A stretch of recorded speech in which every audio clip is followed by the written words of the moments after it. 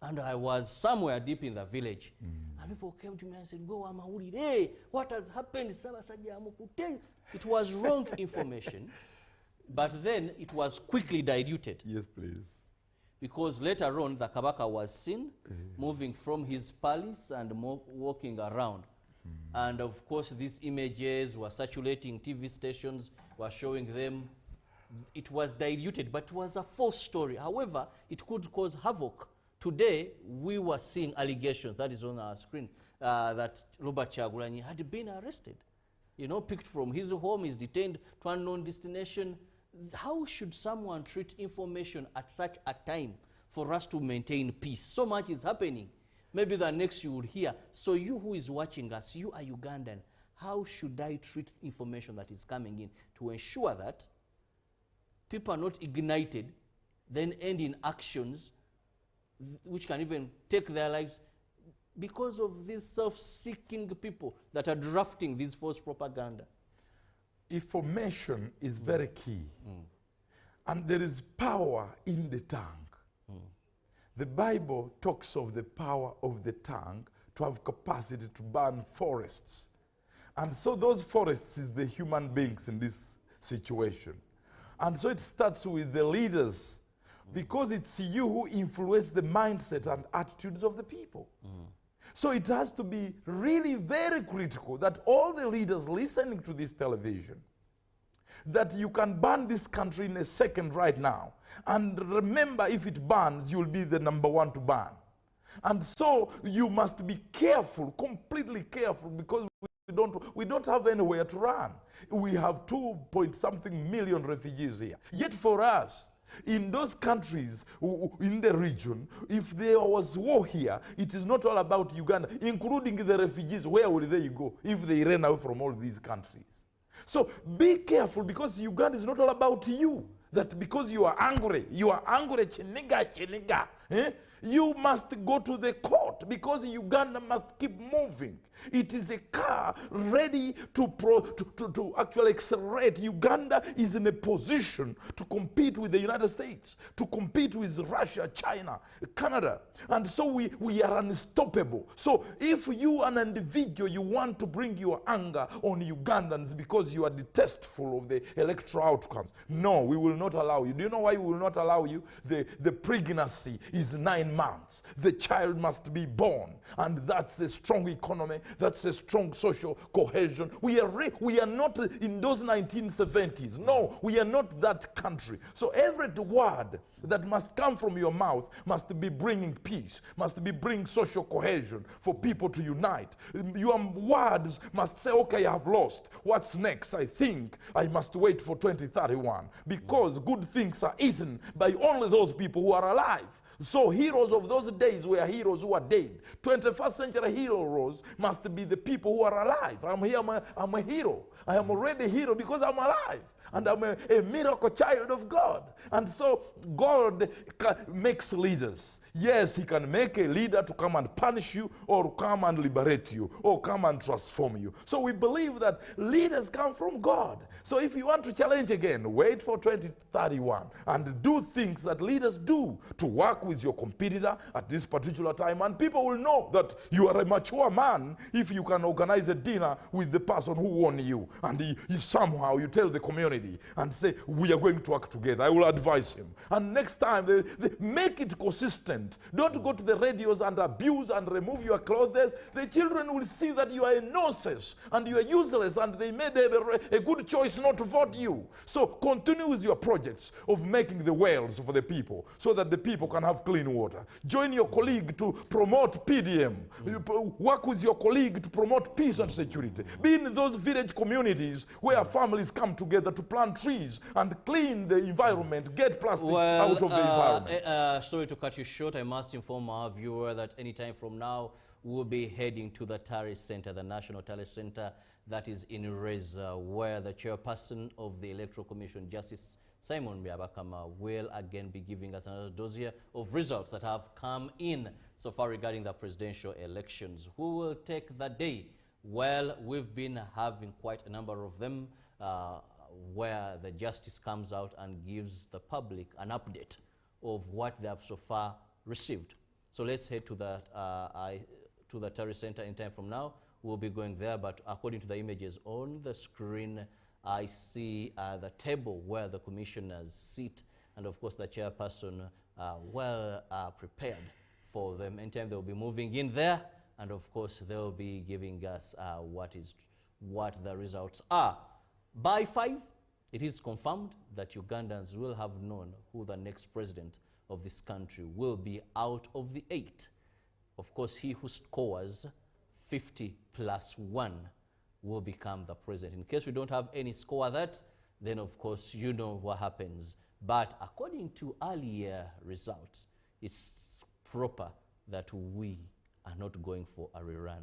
Actually, we will have a winner at the end of the day. Yes, Milton, coming back to you, we were still looking at how you should treat information. Now, wherever you are, know that at such a time, wrong information is so common. Ensure you verify the source of your information. Right now, a press conference is going on where security or police is trying to water down, to bring facts to you, that wherever this information came from, it is wrong information. Robert Kyagulanyi Ssentamu has not been arrested and is in the comfort of his home. So disregard this information. And more of such may come. But please first verify. Do not put yourself in harm's way, showing solidarity, and later to find out that these were just rumors, baseless information coming your way. Kambura. I want to touch a very important aspect which political scientists like us really take priority. That when water comes to attack a community, there should be a gap, a door, where the exit of that water can be. It means that if you feel you are agitated, in terms of you have something in your heart, please don't commit suicide. Do not commit suicide. I've seen people who have been in these elections and they sold everything they have. They have gone to banks because they were told by their comrades, it is 100% sure. Possibly he has been winning for the last 5 times. Even if 30 years he has been winning, and so that winning gives him comfort even not to campaign. Then a young star who has been riding on a bicycle comes in, he has no money, and people choose that person.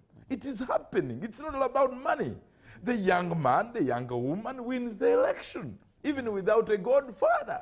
And so here is a presidential or a parliamentary candidate saying, how can he win me? That chicken, oh my God, that's a chicken thief, and people love me. Yes, those crowds could mean that they came now to give you the last chance. They are also tired of your lies. They came in big numbers or during your rallies. But the young man did not even have even 5,000 people on his rally because he didn't even have money. He went door to door to explain his ideas. Not giving money, but giving his ideas to transform the community. Now, when that happens, my brother, do not commit suicide. No, because hell will be waiting for you. You have suffered on the earth with Mabanja, but also hell will also wait for you, because that is a double tragedy. What I would do, and what I'm advising my brothers and sisters who are in that situation, I have ever been in it myself. I've ever contested and I lose. And Mabanja, Musajja Kukubira Nakasim, the moment they know you have lost, actually they will start on that day. Pay back, because they are not sure where you're going to get that money. Or definitely they will come for your house. They say, this is the only property that we know that belongs to you. My brother, things are made by people who are alive. You may lose 2 houses or 2 plots and maybe your car. But remember, be humble once again. Be in that community that raised you, that made you who you are right now. One time, once upon a time, even when Job, God had taken, it was Satan who took everything on the permission of God. He took everything. Job became the poorest man in the community, having been the billionaire of that time. Even the wife, even he remained alone. But God said to Satan that the provocation you're making on Job, please do not touch his life. It is only me who can remove his life. Tell you, my brother, my sister, right now I'm not a pastor, I'm not a bishop, but God is in me and telling me that please, I should tell you that please, you are alive. The oxygen that he continues to give you is for a reason that more great things are coming. So you have been tested on the other side. More great things are coming to your leadership to possibly be an LOC1, maybe be an advisor, maybe start being with your family. Some of them have not been with their families. And God wants to use this time that you concentrate on your wife and you show her love. And then you are a woman, you have been really in parliament. And so God is saying, no, you are not going anywhere. Remain here. Your husband has over-suffered. And your children want you. And it's what they want to eat on your meal. So sometimes it is a spiritual warfare between the physical world and the spiritual world. Well, just to remind you, dear viewer, that anytime we'll be heading to the National Terrorist Center in Reza, where Justice Simon Byabakama will again give us another dossier of the outcomes of the elections, or more results as they flow in. He's been coming regularly at intervals and ensuring that you're updated and know how far, what has come in, and of course, who is leading at that particular time. But not to forget that we are assured that by 5 p.m. today, we will know who will have become the next president of Uganda, either the incumbent or any in the race that will garner 50 plus of the total vote casts will be the next president of Uganda. Our message to you is remain calm. Please do not engage in anything that may cause you trouble. Violence is not a solution. If you feel you've been defeated in a manner that is unjust, well, our laws are very clear. You head to the courts of law.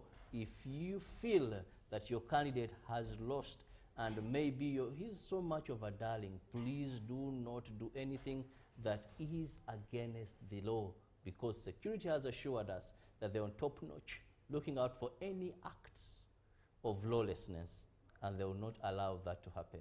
So do not risk, don't put yourself in harm's way. We want you alive even in 2031, so that still you're able to cast your vote.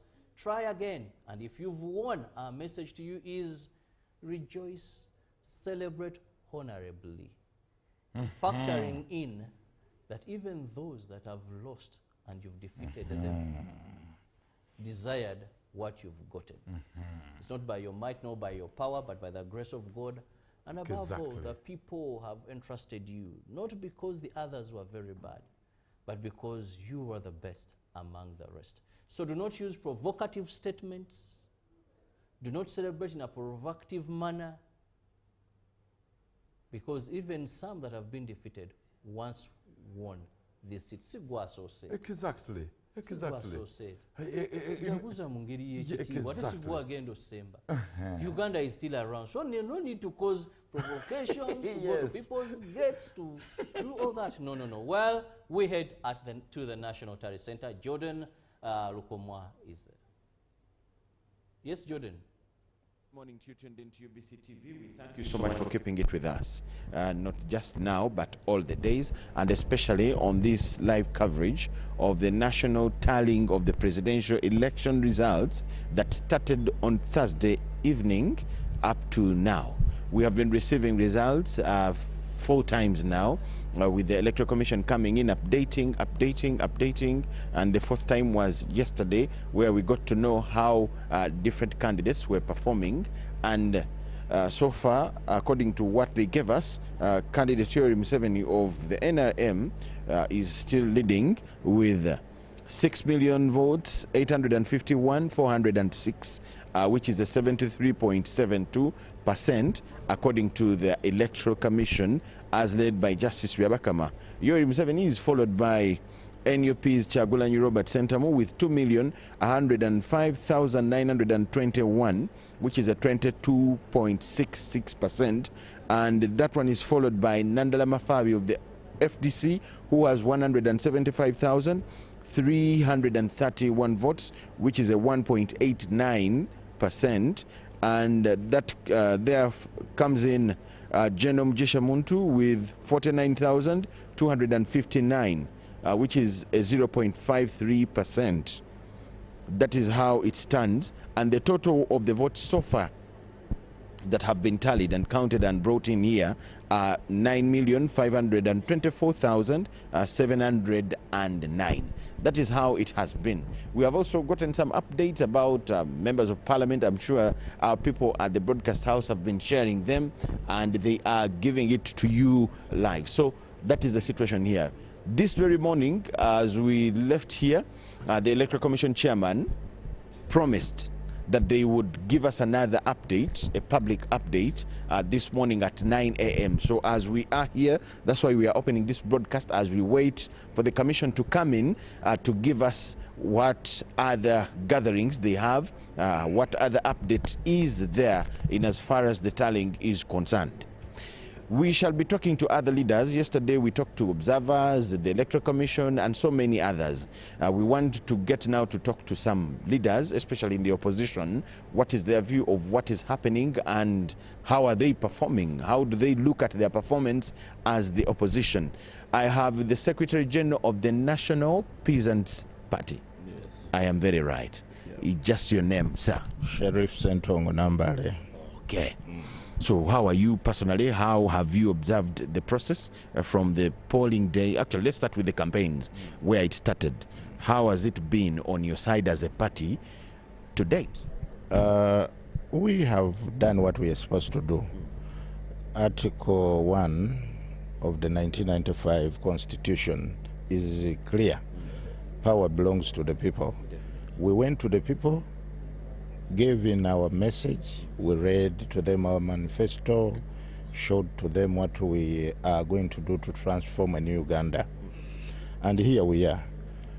The tenets of democracy, one of it is election.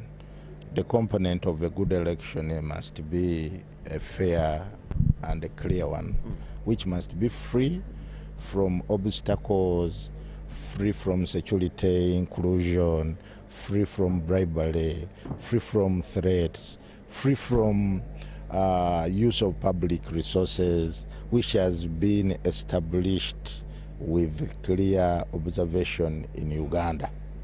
So if we came to participate in a free and a fair election, we expect to get results that are trusted. We will get there. I wanted a picture to start from how the campaigns have been to where we are. How has it been? You a party that is having a presidential candidate for the first time, I suppose. How has it been testing the waters? How has it been on your side? How has it treated you? We had our constitutional obligation. One, we are using personal resources. We had to struggle to see that we reach our message to all Ugandans. Of course, we faced a lot of predicaments. Some of them were the bad infrastructures, high costs of survival in the field, police brutality, because security could distort us. You know, distances connecting to one district to the other becomes a problem, and we had limited time. Of course, we are dealing with a man who has been in leadership for 40 years. He uses public resources. The consolidated fund is managed by the way he wants.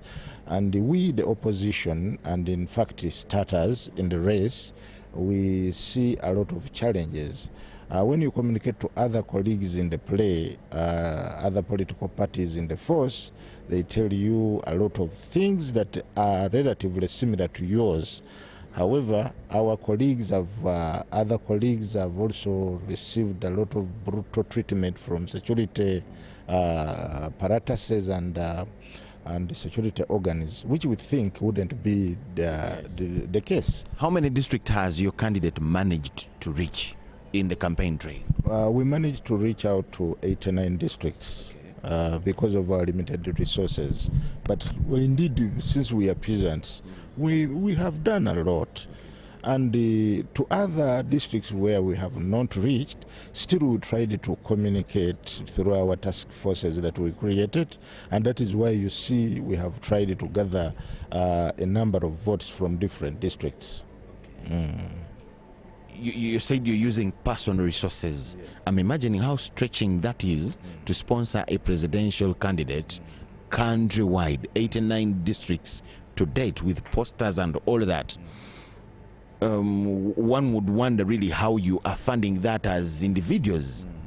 You see, when you read the Commonwealth protocols, we must live in line with a growing democracy.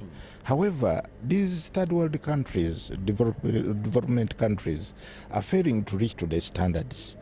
A country like Uganda, which has now a population of close to 50 million, would be cognizant to the fact that if you want to grow democracy, you must agree to have a relative competition. And that relative competition must be facilitated by the state. If you don't want to facilitate a smooth competition, you would not be looked at a person who is willing to see democracy grow. Now, are you talking about government or the Electoral Commission, for that case, sponsoring candidates? Of course, initially, you saw Electoral Commission could fund political parties. Electoral Commission could offer a vehicle for a candidate. But look at a situation where you were given over 24 policemen. You take charge of facilitating them where to sleep in the field. You take charge of facilitating them on what to eat. You take charge.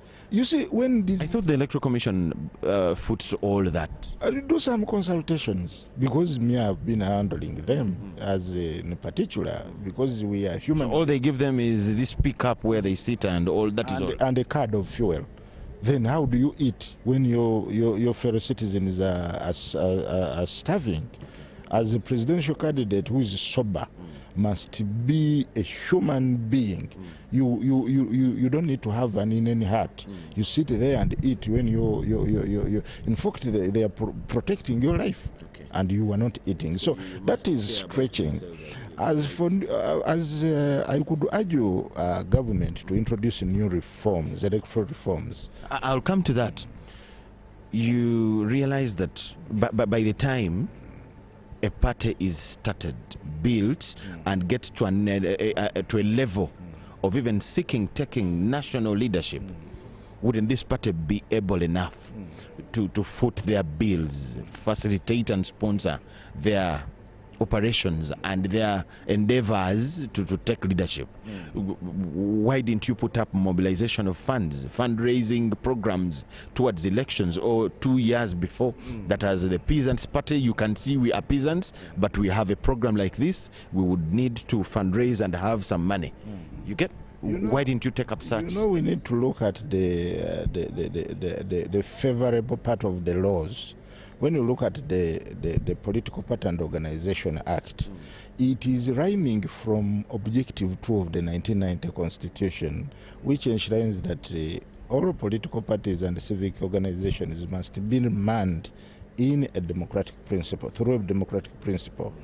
Now, you as a party, before you get to that, you must have, one, a delegates conference to decide who is going to be the party flag bearer. And that one always goes through a process.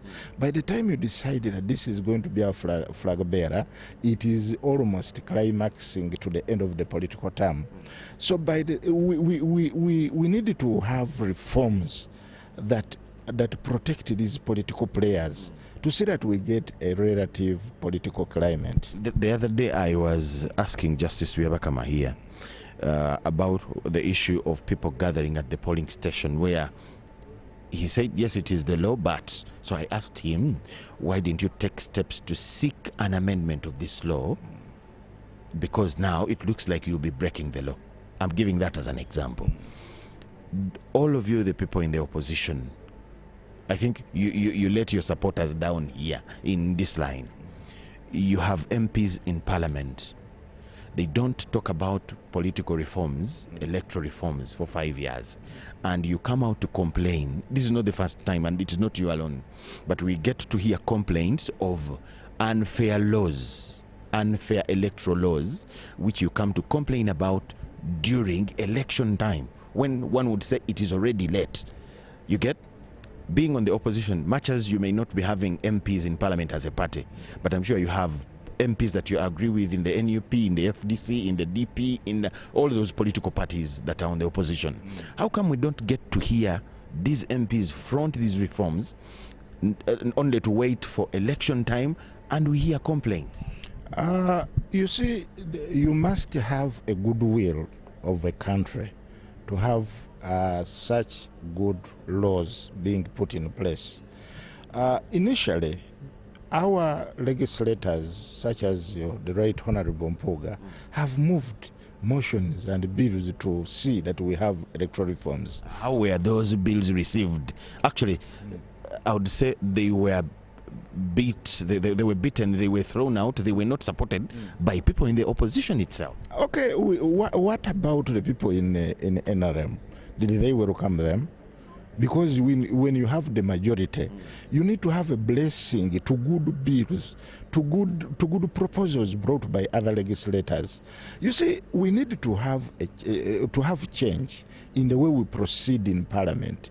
Where an opposition pushes a bill that has advantage over Ugandans, we should support. But as the opposition, you're the ones that are not favored by the current laws, electoral laws that we have. So one would expect that it is you to mobilize the colleagues on the NRM side to support you where these may also be favorable to them. But before even we go to that, what is the role of the Attorney General? You see, we have a constitution, a Supreme Court ruling and decision where court, in the case of Mama Mbabazi versus Yoweri Kaguta Museveni, court gave orders that we must install electoral reforms. Up to now, there is nothing that has been done. I think it is prudent for the Attorney General to play his part. If a full organ of government makes a decision, it must be respected.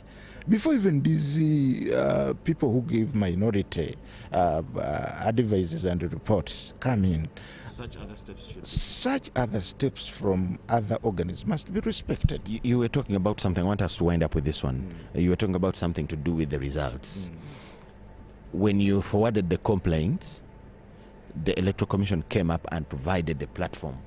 Do you still have complaints as we wind up? Absolutely. What complaints again this time? No, we are yet to give our conclusive report over the general overview of what we have so far observed. That is why we are here.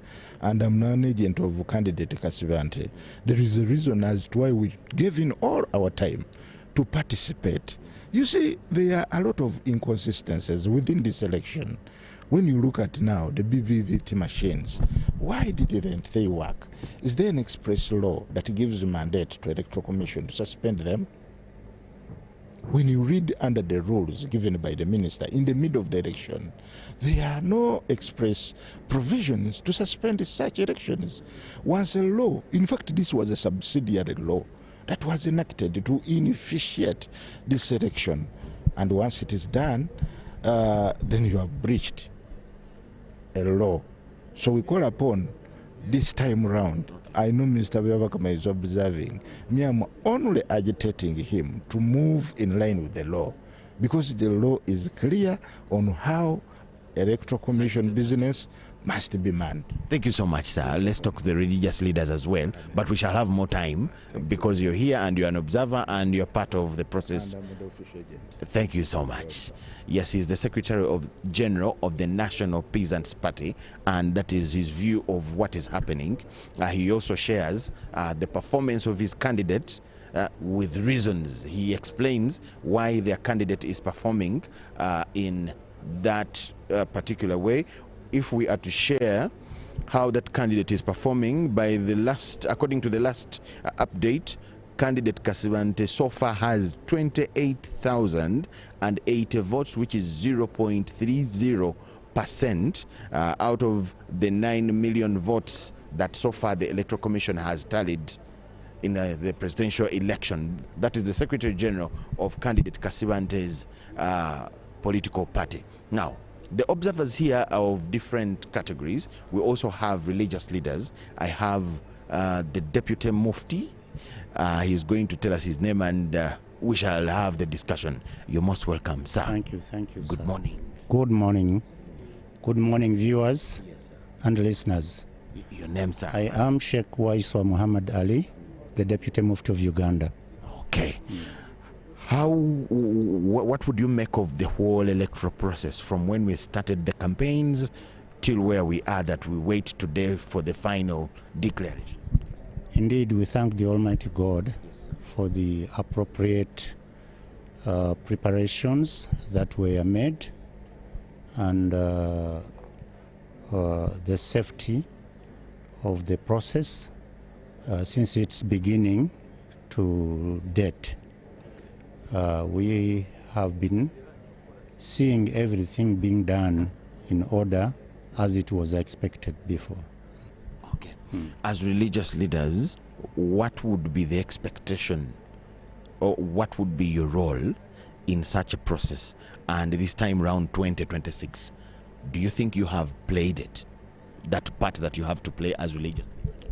Indeed, our role has been to render necessary support for guidance and also to mediate between the community and the players, the political players, and the Electoral Commission and other parties over issues of concern.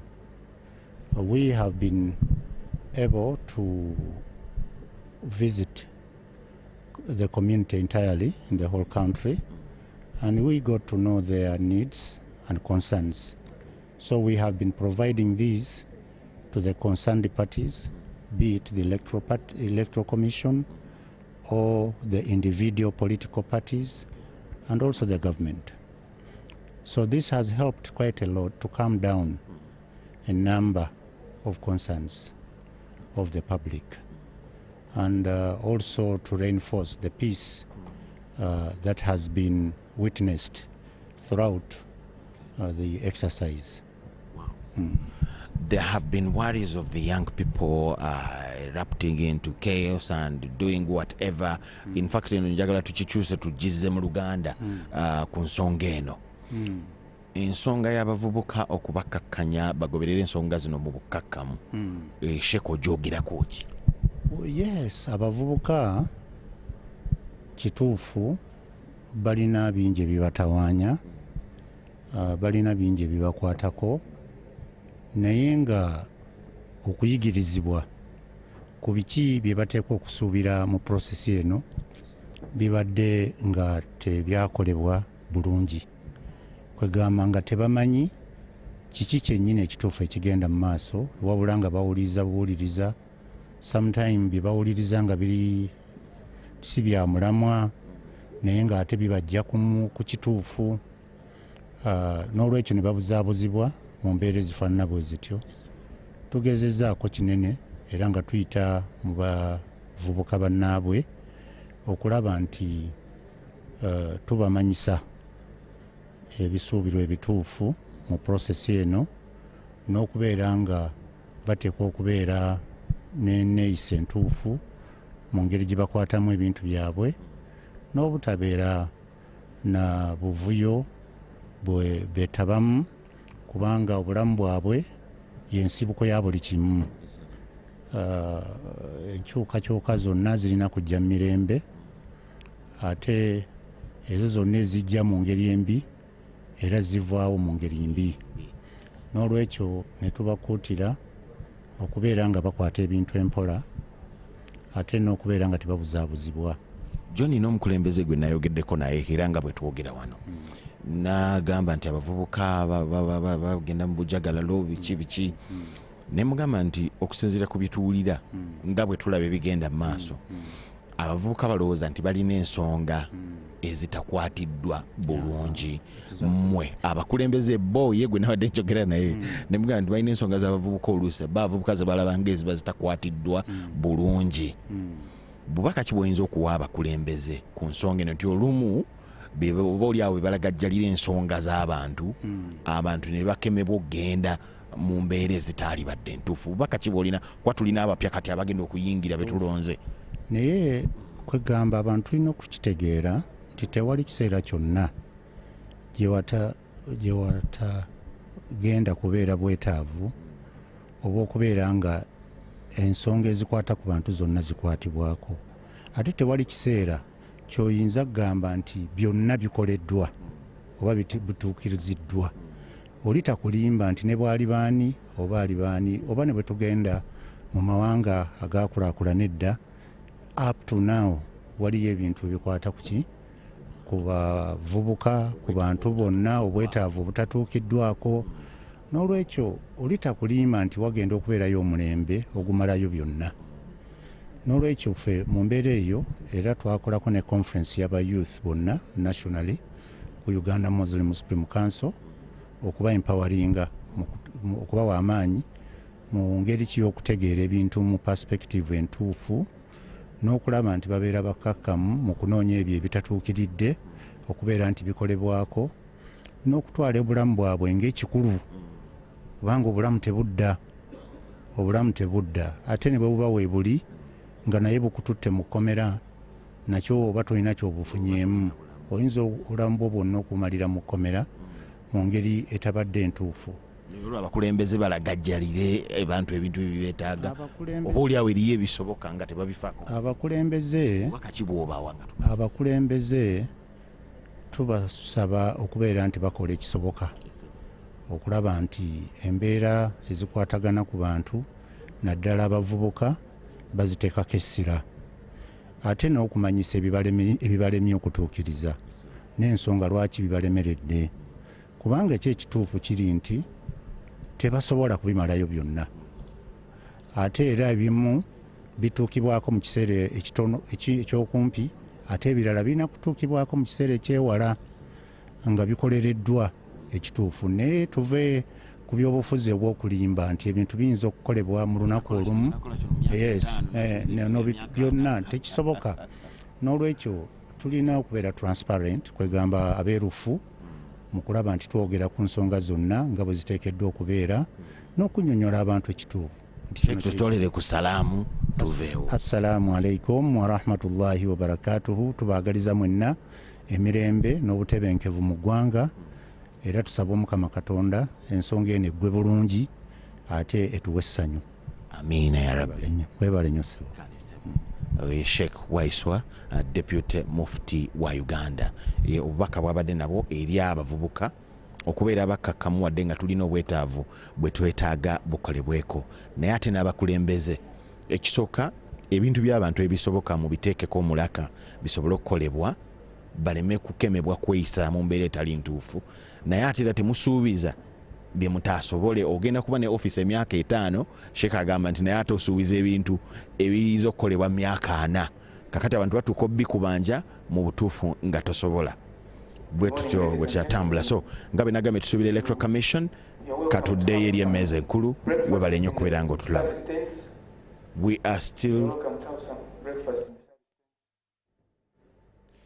We are still coming live to you from the National Tally Center here at Lubowa, Machinde Sabagabo. We are still waiting for the Electoral Commission with the head of with its head, Justice Simon Wiabakama, to give us another update as they promised last night. We thank you so much for watching. We'll still talk to more leaders as we continue and other observers and other stakeholders as they will be coming in here to get their view of what is happening and different messages that they have to the public. Let's get back to you later, back to Broadcast House. Jordan, and of course with those interviews, very interesting. I enjoyed the Sheikh when he said you're going in parliament for 5 years off of that elective office, and you promised things that can't be done in so many years. Now when people ask you for what you promised, there is not much you can do. And of course the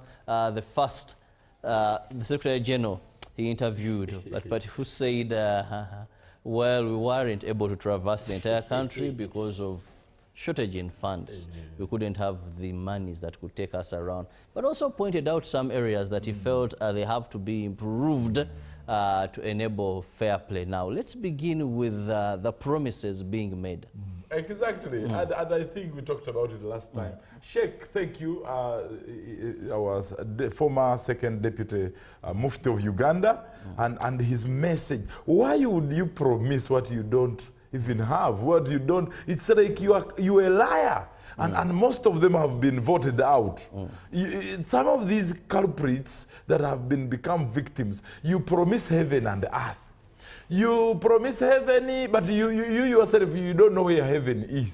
So the law is clear. The role, of, for example, of a parliamentarian is to make the laws, monitor government programs, and the oversight, role to make sure government's budget is passed. Those are the roles of an MP. Now you hear them. Oh, vote me, your children, I'll take them to America.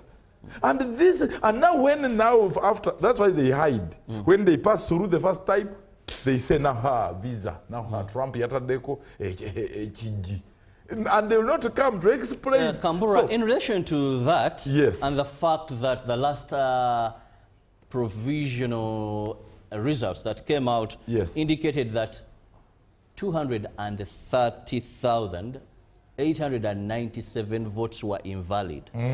What do you make of civic education? Because if I'm coming to contest as a member of parliament for a certain constituency, and I'm telling you I'm going to take your children to school, pay school fees for them, do this, and then you vote for me. Exactly. And after 5 years Yes. you demand, Yes. why didn't I take your children to school?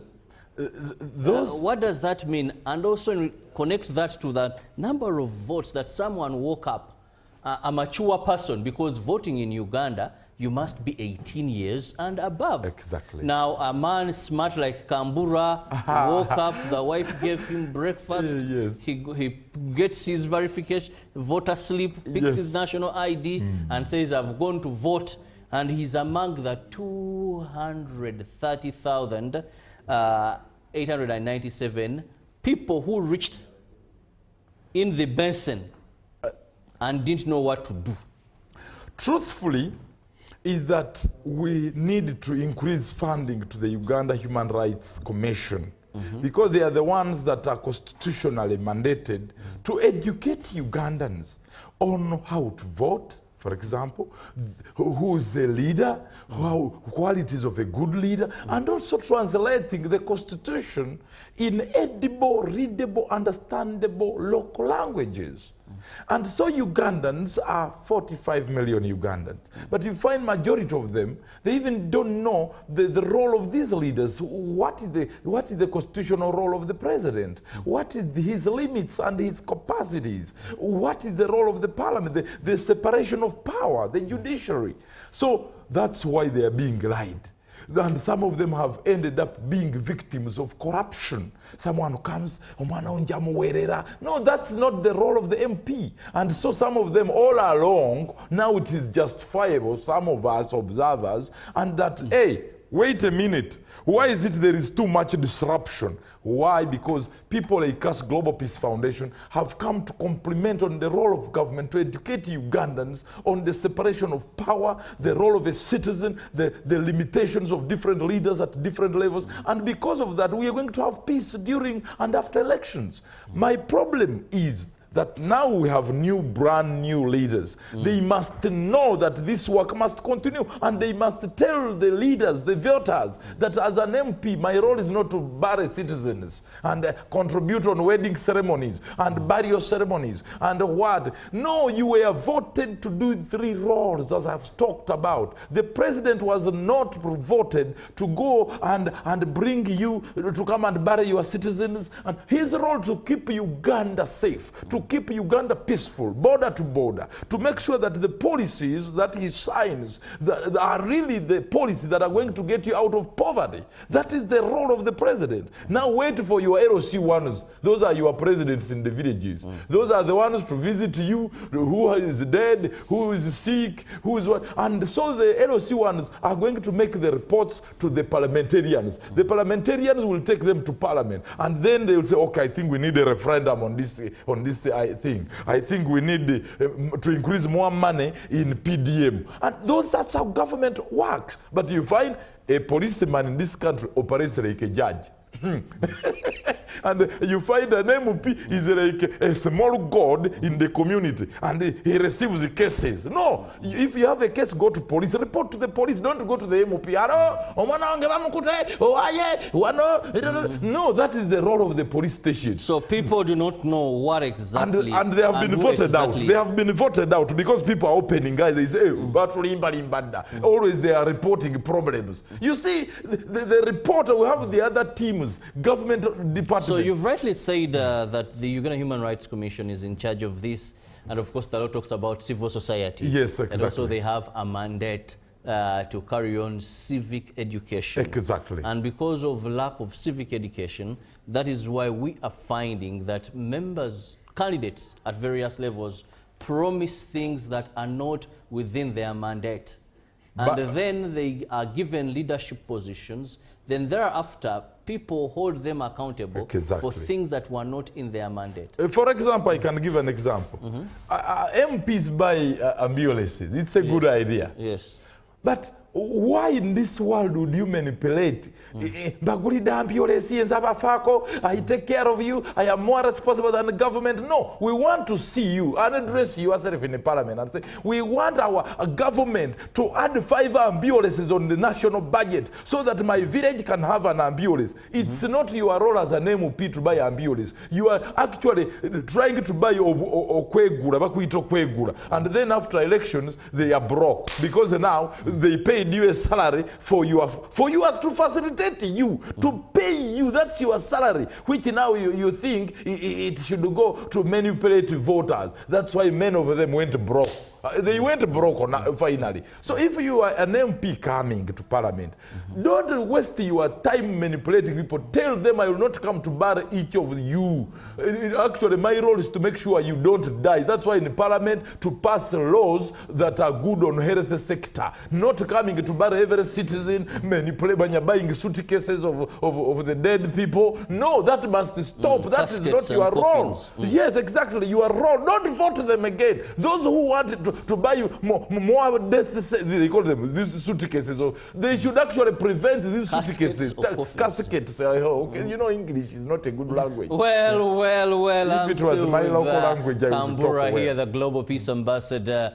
And as we wait for Justice Simon Byabakama, the chairperson of the Electoral Commission, to come up yet with more provisional results on how and who is leading, but also we know that by closure of business today, that is at 5 p.m., we are assured that Ugandans will have known who their next president is out of the 8. So far, we've had four-time appearance of Justice Simon Byabakama giving provisional results. But of course, we know that we shall have the final results anytime.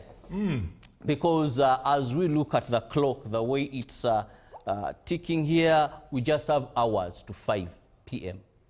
It's already 9:30, so we just have hours to 5 p.m. And by 5 p.m., Ugandans must have known who their next president is. The question is, how do you maintain peace with all this excitement that may come, with all this sad mood? That is in case if your candidate doesn't make it. That will come. How do you behave? How do you accept the news that so-and-so has won? How do you accept the news that so-and-so has been defeated? So it is first your personal responsibility. Exactly. So that as you jubilate, you do not break the law. You do not jubilate and end up in a police cell later in court. As you mourn or as you express your dissatisfaction with the results, still you do not end up in police cells, or you do not end up being tear gassed, beaten, because you've acted in a manner that is not within the confine of the law. Our constitution is very clear. If you're not contented with the outcomes, you go to court. It doesn't give any other option when it comes to elections. You're not satisfied? Go to court. Yeah, exactly. Gather your evidence, yes. go to court. Exactly. And the court will handle the next. Exactly. It doesn't talk about any other avenue like demonstrate, do this. Those are illegal. And should you engage in acts of violence, I'm told, and we had an interview, Timothy Nyangwesho had an interview with the IGP. He said, well, they're not willing to tolerate lawlessness at such a time. Milton. Yes, you have said it very clearly. You know, the problem in African politics, and again it comes to us who are peace ambassadors, peace promoters, is that politics is seen as a die and do what. But people must... We put in our money, not we invest exactly. our Where time. do you get that money? Now, the problem I've seen posters here that I went to a photo studio to get, and of course they told me of that size, just one like this. Said, hey, but I've seen people have almost entire streets, entire villages. My problem, so we put in money. My problem is we have to push back the population so that the population has, they are like busy. I mean, we don't have people who are idle and they look at coming into politics as the last resort to survive on the earth. But then when we have a population, doctors are busy, billionaires are there, innovators. So people come to serve. You understand? There are these looters who look at politics as an opportunity to come and loot. It's like it's like gambling. Do you understand? But video work, even kid these body organs, and they come to die on somebody.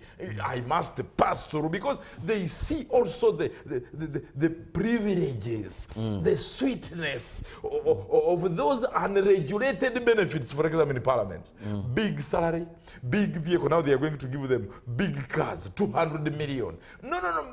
That's why at this particular time, when we're in a junction, Trump did it in America. He shut down the whole government. This is an expensive government. And so somehow,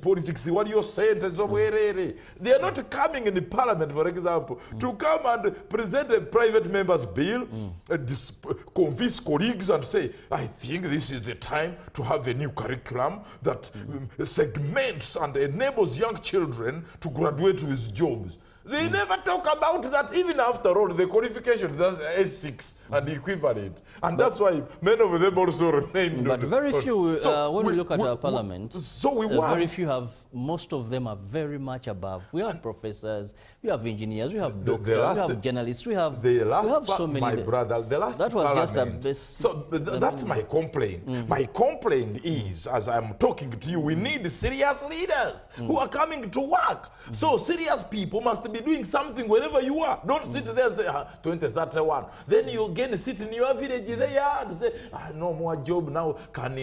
No, you must be working. So that, like, Lucy, I will use the example of Lucy. Lucy will not die on you like a mosquito. He's busy in the farms. He's busy in exporting coffee to Japan, America. And so he feels that coming to the ballot is actually to extend and come to serve Ugandans. And so here you have people who are target workers, who have been empty there, they can't create any solution, and they look at this period as a looting period, to ingredient by force. So if you're in that category and you have lost an election, my colleague, I was there, he was once upon a time a politician. But what I learned from my elders is that they had to give up everything they were doing. Doctors left treating people in hospital, the accountants left work, the farmers left the land of their fathers, square miles in the village. They came here to Kampala, that we want to go to that parliament. And so after 5 years, they go back, they win them, they come back. It's like, even they go to banks, I am sure, give me more loan. No, this is not gambling. So we want to disseminate. So when such people are some of the people in our politics, then that means they may not treat defeat easily. We will force them. Do you know why a force is critical? If they fail to be convinced that the 21st century leadership is about moral and innovative leadership, So I feel it is very critical for Ugandans to understand that. We have refused to vote for you. It means you have enough time to improve. So it is this time between now and 2031. Improve your mindset towards the people you want to lead. Others are introducing tribalism. I think this community, they are more about, I think we should vote this Kabila. I think we should, then religion. Religion was playing critical role in Kigezi until the deputy speaker went to dismantle that. I salute you, deputy speaker, a youthful leader. He went to dismantle the center of religious intolerance in Kigezi mountains. And I thank him. Why? Because we want to see that leaders transcend what divides the population. And they use politics to unite people. So if you have that mindset that you will come and loot us, you think we are the yesterday's voters, no, you must go home. In your opinion, what has changed this time around? Of course, you know the official results are not out yet for presidential, but when you look at parliamentary, we've seen some members of parliament that are not going to return, but it's seemingly unbelievable. Because some of these, I won't mention names because you earlier talked about them. Some of these, one would think they have been so active in parliament. Exactly. They have been very eloquent. Yes. Articulate. Yes, please. And maybe the people's favorite. Some have been trending on all social media. Yes. Media houses have been running to them almost on every issue that is raised for them to either analyze or make a comment. You know, when journalists run, the people when I was in the field, certain things happen and there are people that I'll run to. You know, this member of parliament understands, he will give us a comment, you know. But shockingly, these have not been voted back into office. Structure. The moment you do not have structure, it doesn't influence your winning. And so somehow, political parties, you're welcome on the table of elders. In this election, we saw the power of our democracy. The power of our democracy through political dispensation, as enshrined in the Constitution. And so it means we are growing. Our democracy is growing, yet being challenged. And where is the challenge? Is that if you are a political candidate, an MP, but your political party does not have a critical mass of followers and structures of good mobilizers. Kambura, let me first cut you short. There is a special announcement, an official announcement on the reopening of all schools and education institutions.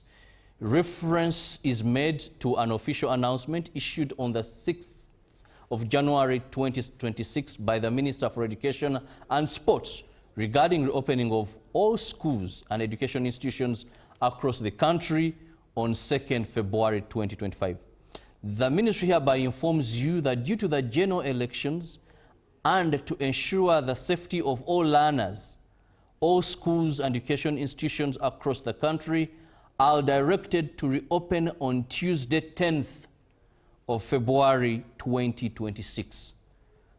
For avoidance of doubt, this includes all international schools, tertiary institutions and universities, the vice chancellors, principals, head teachers, parents, guardians, school administrators, students and the public are hereby informed that term 1 for the academic year 2026 runs from Tuesday 10th of February to Friday 1st of May. All school administrators are directed to adhere firmly to these dates and the approved school calendar published on the ministry's website. Signed, Dr. Kendres R. Tulyagenda, Permanent Secretary, Ministry of Education, as of the 16th of January 2026. Congratulations. So that is assessment that has come in. Congratulations. And of course, we want to go to the Tari Center at Kororo, and there we'll be knowing more of the outcomes of the elections for members of parliament. That is both, and also being liably informed now that there is a press conference. Let's head there. In case the agents are present, So no, Rachel, I am the best candidate, come and take and the seats. I have been declared the winner for MP seat, Nakawa East constituency. Thank you so much for listening to me. Thank you very much, Honorable Hindi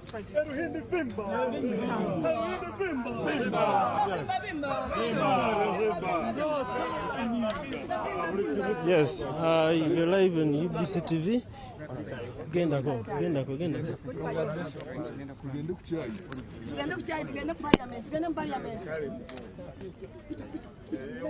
Your viewers, you're live on UBC TV. My name is Daniel Mugoya. Honorable. Yeah, Honorable. Honorable, yeah, you get the vintu vinji, but no, it's not a special attention, Honorable. Yeah, they were not around. Where were they there? Congratulations, Honorable Frederick Wind. If you record that one, I will just... No, we are not recording that. Okay. Honorable, congratulations. What does this win mean to you right now? But why don't we go far? Oh, no problem, we can go. So we are moving with the Honorable, just away from the speakers. Yeah, so ladies and gentlemen, right now I'm with the declared Member of Parliament for Nakawa East, who is Council Frederick Ruindi. He is also the former Attorney General of Uganda. I will be speaking to him. Honorable, I think this place is okay. In the tent. So I am lucky that I've been among the first people to move around with the Honorable, who is splashing the NRM symbol, the NRM sign. Everyone is trying to congratulate him. Yeah. So, Kololo Independence Ceremonial Grounds, the designated place for the Kampala District Tally Center. So, Honorable, we can face this way. Then I will take this, my left. So, Honorable, first, I have already congratulated you. Yes. But if I can see, you have won with 18,535 votes, which is... so, what does this mean to you? You're speaking to the viewers of UBC TV. It's a very big achievement, not only for myself and my family, but also for Nakawa East constituency and for Uganda as a whole. Because, as I have been saying, I am in politics out of conviction. I am not in politics out of convenience. 10 years down the road, I have not been in parliament. 10 years down the road, I have not been earning a salary from government. So, I kept serving the people. Because me, I lost the money which I used to get in parliament. I lost an office. But I kept the job of serving the people. People have been coming to me at my office on Parliament Avenue, Ruhindi and company advocates. These days they call it Ruhindi and Nakawa company advocates. I kept serving my people. People come there of all walks of life, from all walks of life. And I give them pro bono services, free of charge. You see, at home in Bugorobi, Block 7B8, when they come, I serve them. There are those fellows who lack something useful to say, I only serve them with a cup of tea. Yes, when a person visits you at home, don't you share a cup of tea with him or her? But beyond that, we do so many things to serve the people. Otherwise, I would not have gotten this position 10 years down the road, which means I kept serving the people. So the people came and said, since for 10 years you have not had an office, since for 10 years you have not been earning a salary from Parliament, and you kept serving us well, in your means, let us take you back to that office so that you can serve us better. So, you left 10 years ago, and now, what are some of those things that your people have been missing in the constituency? Many things. Actually, as a matter of fact, go there, those people will tell you that ever since Ruhindi left, nothing new has come in the constituency. During my time, we actually put there so many things. We built infrastructure. We are now building a strategic road, the Port Bell Road. Certainly that is President Museveni's vision, because when you reach Port Bell, you are connected by sea to Tanzania, to Kenya, and some other parts of our globe, or East African region. So, that road is a strategic road. And you can see it's going to be a beautiful road. And I want to tell you that even the agreements on which it is being constructed, I'm the one who signed them when I was still Attorney General. You understand? Schools, actually we have only one school, USC school in Nakawa East, that is Ruzira SS. And I want to tell you, there is land which I saved from being grabbed by thieves, which is part of Chiswa Primary School by the roadside. Let's go back to Parliament. We are now going back to Parliament. I will ensure that on that land, I influence other players of government to ensure that there is another USC school in that constituency, on that land. Let me finish, my brother. Okay. We would have started with Mutungo parish, which is the most densely populated parish in the whole country, because it has 51,000 registered voters. But of course, let's start with a place where there is already earmarked land. Yes, and so many other things, you know, yes. I want to get back to your statement where I say that 10 years there has been nothing new. Nothing. But remember, in the last 10 years you're talking about, the NRM has been implementing the manifesto. So are you trying to say that the people of Nakawa East have not been defeated from the manifesto? Who would lobby for it? They go instead fight it. Take an example of PDM. Haven't you been hearing some of these opposition people fighting PDM? Haven't you? Just answer me. Yes or no? PDM ya kugumaza abantu. Why aren't they being gumazed by the salaries they get from Parliament? Okay? Now these people are getting a small amount of money to improve their livelihoods, and people are fighting it. You get? So, when you say, but NRM has, with whom would it implement services if the voices which would bring those services are not in those respective places? Honorable, why is it that the country has turned the word lobbying as a prerequisite of a member of parliament? Because there are specific duties the member of parliament is supposed to do. So when a member of parliament does not lobby, then he's not working for the constituency. What is this narrative? No, you get it wrong. There are four principal roles of a member of parliament. One is legislative, to make laws, okay? The other one is representation for your people in your area. That's where lobbying comes in. Lobbying means that you go there to influence other people, not undue influence, but to alert them that there is a challenge in this particular area which needs to be sorted out. You understand? That is representation, the representation role. Law-making role, representation role, oversight role, to ensure that what is being earmarked to do a particular assignment actually does it. That is oversight. And then the other one is appropriation, okay? Because Parliament is principally charged with the duty to appropriate the funds for the services of the people. So when you say that lobbying is not one of the roles for a member of Parliament, no, you are wrong. It is. That is the representation role. Okay. Finally, ahead of your celebrations, you come to this position at a time when your major contender is in prison, and you're going to serve a section of people who are maybe partly supporters of your supporters and also supporters of the person in prison. So how are you going to bring cohesion in the constituency? Let me reach there. I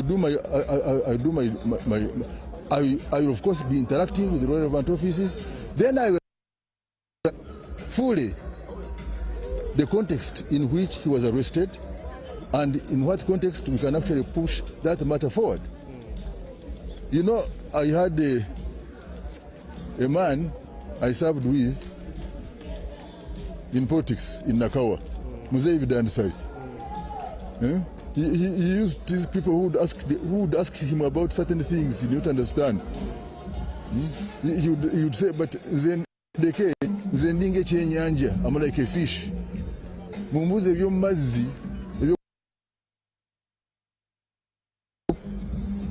of the water where I stay principally, not on the Lukaru, on the land itself, on the dry land. So why don't I have been given an opportunity by the people, okay? Let me go to Parliament, then you come and ask me, what have you done about this matter and how do we go about it? Honorable, 10 years is a bit long because in the rules of the game normally change. The dynamics of that the ideas you had for your people that time still work for them. That's the problem. That's what affects us. And I can see your mindset. Because your mindset seems to be fixed on tactics, not mission, not strategy. You see, values, human values, don't change. A human being will always want to eat. A human being needs to be educated. A human being, when he or she falls sick, needs help, medical help. Those are values. How do we help our people on not on convenience, not on expedience or personal greed? Because what is actually killing us is personal greed and selfishness. And we must change. The sooner, the better, to fight against greed and selfishness. Okay. All right. Thank you very much, Honorable Frederick Ruhindi. That has been Honorable Frederick Ruhindi, who says that human values do not change. Just to remind you, Honorable Frederick Ruhindi has been declared the winner of Nakawa East constituency. He is the third person who has been declared in this tallying center of Kampala district since we camped here on Thursday night. Ruhindi won with 18,535 votes. Then his major contender from the National Unity Platform, who is currently in jail, Alex Waiswa Mufumbiro, garnered 15,186 votes. The DF candidate garnered 3,020 votes. I will be leaving here because the returning officer of Kampala, Muhasia Rashid, I have already heard him calling upon other players that is matching the West constituency, and I think very soon from now he will be declaring the winner. But just to remind you that this morning at around 4 a.m. Other candidates, including Abubakar Kawalia of Rubaga North, and then Nasoro Eugen, these are both candidates from the National Unity Platform. They were declared winners in the parliamentary seats in Kampala. So this implies that the four candidates who have been declared so far in Kampala, the NRM and the National Unity Platform are sharing the results, because INUP has so far secured 2 slots, and then the NRM party has also secured 2 slots, that is Frederick Ruhindi and Hajat Misa Kabanda. So Bekar Kawalia won with around 30,589 votes, then followed by Katongole Singh, who is also a long-time veteran politician, who garnered 9,526 votes. Mariam Lutale garnered 1,221, and total number of votes were 43,290 in that constituency of Rubaga North. But I want to bring my my concern to the number of invalid votes, because when you look at the number of invalid votes in Rubaga North and Rubaga South, they tally to almost 4,000. So this really puts in a lot of question to civic education, because I've been witnessing the Electoral Commission trying tooth and nail to ensure that the public is educated on how to vote. So I don't know whether it is a mindset or it is anger. So it is something that needs to really be questioned, because in Rubaga North, the total number of invalid votes were 1,829, and in Rubaga South, where Nasolo won, the total number. The national anthem, please.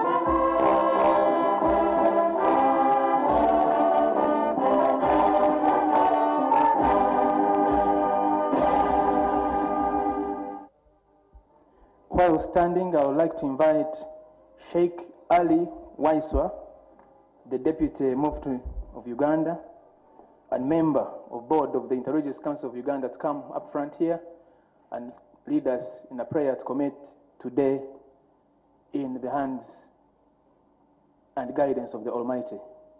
Sheikh Ali Waiswa, the Deputy Mufti and member of the board of the Interreligious Council of Uganda. You're welcome, sir.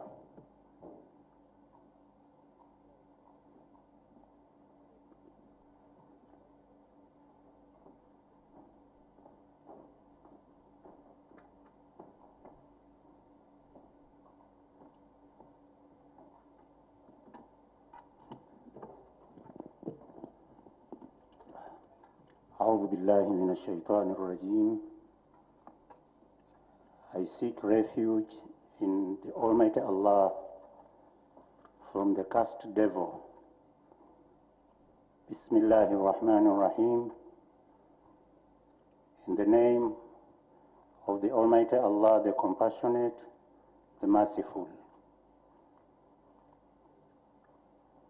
The reading from the Holy Quran, the opening chapter of the Quran, which the Prophet taught us is the best prayer.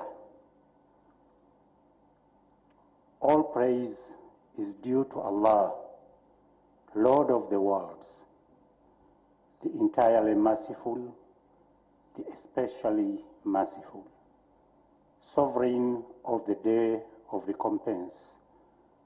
It is you we worship, and you we ask for help.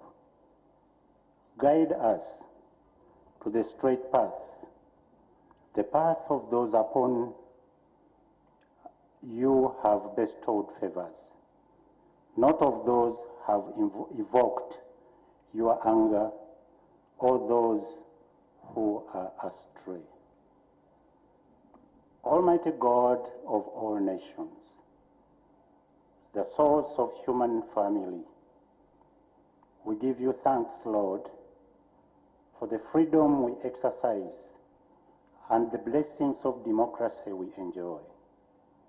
We pray for the divine guidance to preserve and promote unity in diversity in our beloved nation. Guide our leaders and the citizens to act with wisdom, justice, and compassion. May the prevailing peace continue always and always. Give healing to the affected. Give healing to the affected and enable us to achieve the common good as a society in the period as we transit and to transit to a new government. Almighty God, we pray that the new officials to begin service serve with dignity, tranquility, and honesty, regardless of the election outcomes, and for affected by changes to find grace, and for all the citizens to foster love, care for one another in the evolving political landscape. In your mighty name we pray.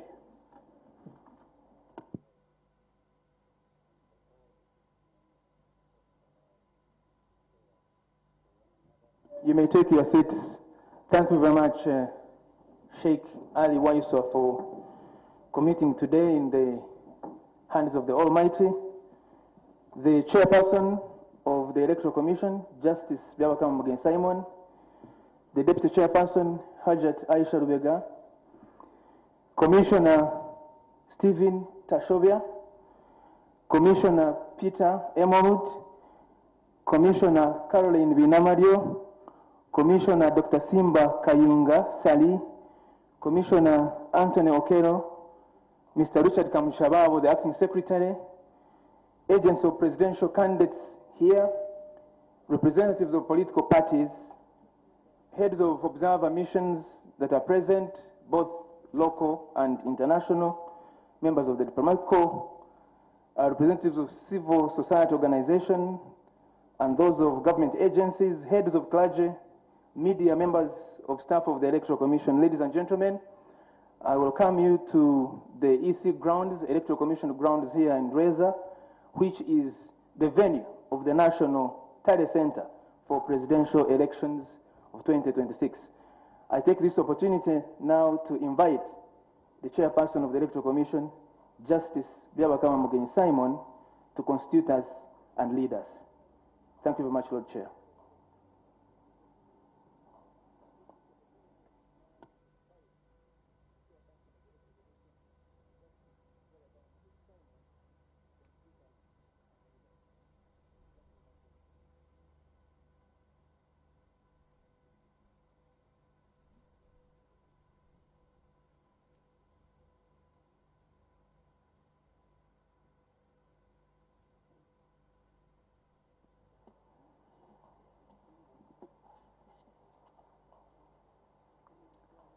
Thank you very much, Julius. Our distinguished guests in your respective capacities, good morning and welcome to the National Tally Center once again, where the Commission has the pleasure to update you and the fellow countrymen who are watching us on the various TV mediums.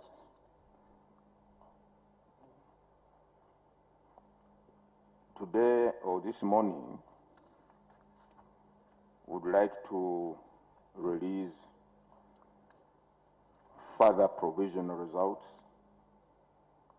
of the presidential elections as we stand at this hour. The total number of registered voters remain 21,649,067. The total number of polling stations are 50,739. As we talk now, the total number of police stations from which we have obtained the results are 47,499, representing 93.61% of the total number of polling stations across the country. The performance per candidate is as follows. Bulira Frank Kabinga, 44,328, representing 0.42% of the valid votes cast for the candidates. Kasvante Robert, 32,224, representing 0.30% of the valid votes cast. Kyagulanyi Sentam Robert, 2,601,150. Mabirizi Joseph, 22,274, representing 0.21%. Sorry, in the case of Kyagulanyi, I beg your pardon, that tally represents 24.46%. 24.46% for Kyagulanyi, who has 2,601,150. Mugisha Gregory Muntu Oyera, 57,019, that is 57,019, representing 0.454 of the valid votes cast. Munyagwa Mubarak Serunga, 30,509 votes, representing 0.29% of the valid votes cast. Nandala Mafabi James Nathan, 202,802, representing 1.91% of the valid votes cast for the candidates. Yoweri to Haburwa Kaguta Museveni, 7,643,778 votes, representing 71.88% of the valid votes cast. The valid votes in total for all the candidates are 10,634,084.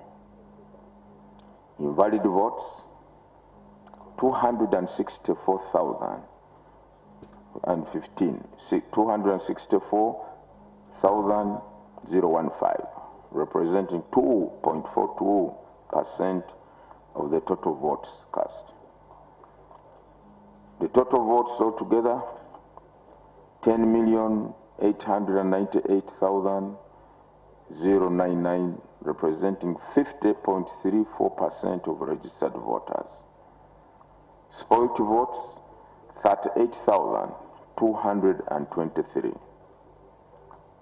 This is the current update, and as we have been doing, I'm going to ask our technical people to relay the breakdown of the summary I've been reading on our screens for the benefit of our participants, so that you analyze and appreciate where the results I've been reading have been tabulated from or have come from.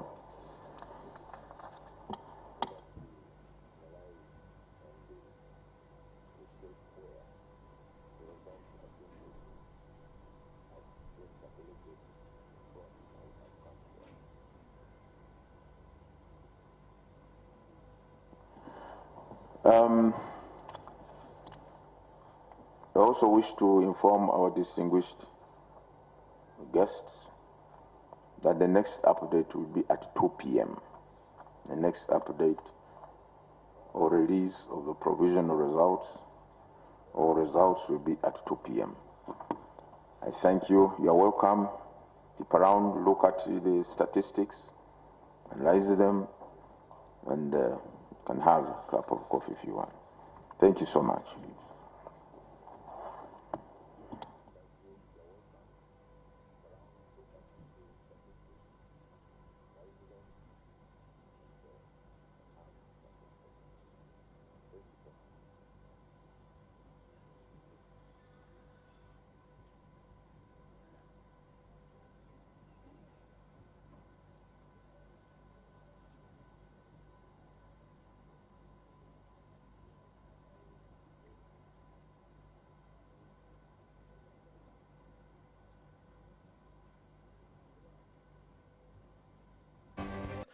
On how and when they do come in. Of course, maybe waiting for the last update, that is at about 2 p.m. as he has mentioned, given the fact that we have so far covered 47,499 polling stations, making a total of 93.61% of the 50,739 polling stations. So for those who are watching us live, you can just get a pen on your table, get a paper, do some calculation. 50,739, when you do subtract about 47,499, you realize that we have less than 10,000 polling stations left to probably get us the winner. Who will take it away? That is something we are yet to find out when the final verdict does come out from the chairperson himself and the entire commission. Of course, the race being between the NRM candidate Yoweri Kaguta Museveni and the NUP candidate, that is Robert Kyagulanyi Ssentamu, who has about 2,601,150, making a total of 24.46%, and the candidate of NRM Yoweri Kaguta Museveni having about 7,643,778, making it 71.88. Now, for those who can still get a calculator, it is very important for you to as well do your own chemistry in there and mathematics to find out who will take it away. But still, that is something we cannot confirm yet till when the justice himself, Abiyamakama, comes back with the entire commission to give us the last update. And of course, the valid votes gotten so far are 10,634,084. Those are the valid votes, and the invalid being in there with 264,025. The question is, if we do have a number of registered voters being 21.6 million voters, where are the rest? Where did we have the low voter turn-up? These are things that Ugandans must be asking themselves, but there are very many reasons that Ugandans need to know, not forgetting that yesterday, but one and yesterday, those were public holidays. So you might think that very many Ugandans decided to probably stay in the comfort of their homes as they wait to see what will happen. But those who took it as a constitutional mandate to get out and vote did the right thing. Remember, every vote counts now. Whoever member of parliament, whoever president-elect will be announced by the Electoral Commission, those are people that Ugandans will have to look up to for the next 5 years. A number of manifestos have been read out and given out to the public.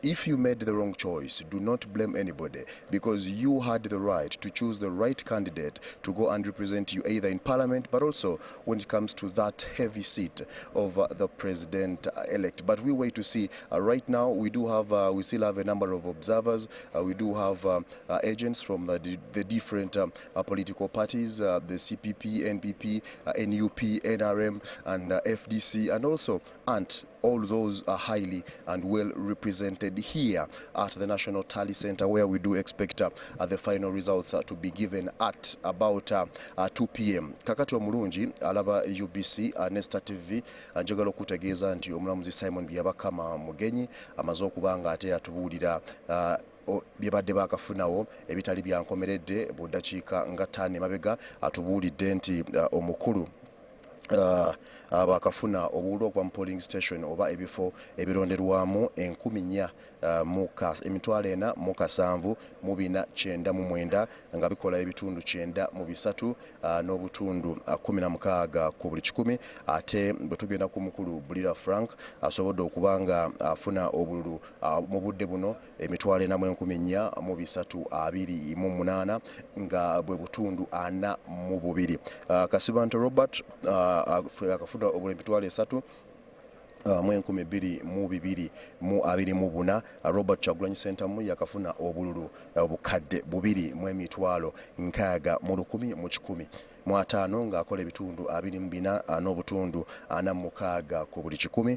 Ate omukulu Mabirizi Joseph nabanga yakafuna emitwalo 2,274 obululu nga yakafunawo ebitundu awo akatundutundu kamu ku buli 100. Ate Gwegwere Mugisha Muntu wa ANT nabanga yakafuna emitwalo 5 mu 719 nabanga naye yakafuna obutundutundu 5 ku buli 100. Munyagwa yakafuna obululu emitwalo 3,509 nabanga yakafuna obutundutundu 29. Ate omukulu Amafaabi nabanga naye yakafuna obululu emitwalo 2,282 nga ke katundu kamu n'obutundu 9 ku buli 100. Ate ye candidate owa NRM Yoweri Kaguta Museveni nabanga wetwogera ayingidde obululu emitwalo obukadde 7 mu emitwalo 64,378 nga ebitundu 7 n'obutundu 88 ku buli 100. Ndine honorable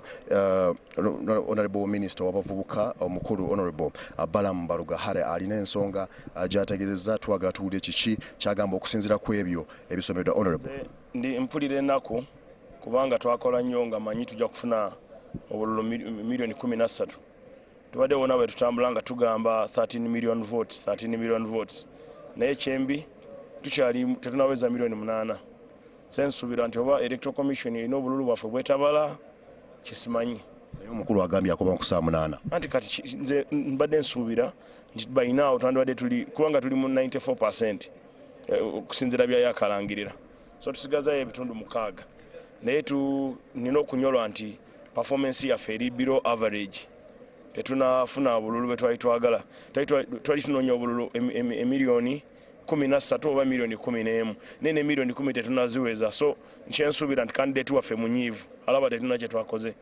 So nsaba candidate President Museveni otusonyiwe obutakufunira bululu bungi kubanga wadde oyagala milioni 12 kusinzira amaanyi ge bateekamu naffe ge twateekamu. Ne vota tanawo tono ebondoozo giraba okusinzira ku bukadde 21 n'obutundutundu obugwamu awo n'abaakafunibwawo obudde buno nti abalonzi tebamanyi mugaso gw'okuba akalulu kubanga projection ya NRM yali enoonya obukadde 13 naye kati tulina obukadde 7 ne mitwalo 6 nsuubira tetunaweza na milioni 8 ate tusigaza 4%. Sekitegeeza tuyinza obutaweza bukadde 8. So tukoze bubi tetukoze bulungi, tukoze bubi nnyo era candidate kyemanyi munyiivu.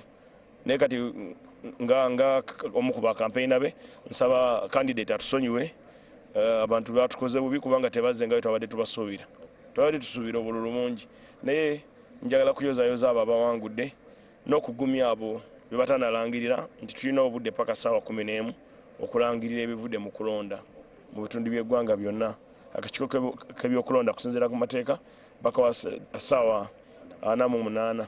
So nsaba bannayuganda buli omu abeere mu maka ge ekirangiro tusigazaayo nnya kati Bobi Wine ayinza otusingira mu 4%. Mu 4% kyetulinza okulaba honorable tasobola tusinga mu 4%. Kati kyogamba 4% of polling station zisobola omukolera obukadde obusatu n'atugjayo waggulu kuba olaba ali mu 25 tuli mu 7. ensonga za kibalo honorable anything can happen. Kitewali kibalo kya 4% polling stations za 4% ezisobola okumuleetera otuwangula. So me what I think wetubanga tugudde tujja kugwa mu 69. Etunze projection insobola nga bwe nambadde mbagamba 68 to 70 is not bad, but candidate was expecting 80%. Yeah, it is really unfortunate. We apologize, Your Excellency, Mr. President, for not scoring and not getting enough votes as we had promised. Because I knew we would get you about 13 million, not 12 million votes, or 11 million votes, but we are yet to make 10 million. So we apologize to Your Excellency for not delivering the 10 million we promised, and we are yet to make 8 million, but at least the person following us is yet to clock 3 million. Has he clocked 3 million? Thank you so much, Honorable. Doubled the person following Thank you so much, Honorable Minister. He does allege that as they do their own counting, probably he has or they think they are supposed to get to a certain percentage, but that is in their own books. But of course, for us here, we are following the information that has been and is still to be given by the Electoral Commission, Chairperson Justice Simon Byabakama, together with the entire commission. So apparently we shall be getting back to the broadcast house for further proceedings, but of course keeping a tab right here to see how things will be unfolding at a later time. I'm going to be interviewing one of the agents here from a given political party. He will be introducing himself. He will be telling us what he thinks, what has he observed so far, what are his fears, that is if he has any. Oweekitiibwa, how are you, your names, and from which political party? Yeah, my name is Agaba Nelson from the Alliance for National Transformation Party, the official agent of candidate Mugisha Gregory Muntu Oyera.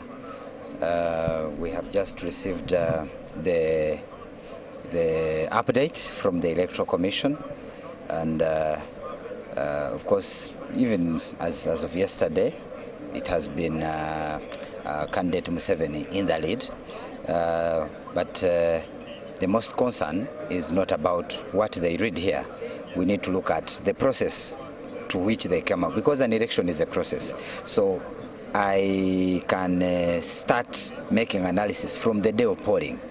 And when you look at prior, before the polling day, Electoral Commission for months and days, they had given us confidence, reassurance of how they had got a medication for any possible vote rigging by introducing the BVVK machines that would read our fingerprints, that would read our faces or iris. But EC that wasn't followed. But EC said that shouldn't be an issue as long as you have the voter allocation slip, you appear on the National Voter Register, you have a right, you have a national ID, you can go ahead and vote. Yeah, but in the first place, the assurance they gave us before when they introduced the BVVK machines, that shows that they had diagnosed the problem they were not sugarcoating a cake. There was a problem that they were trying to address.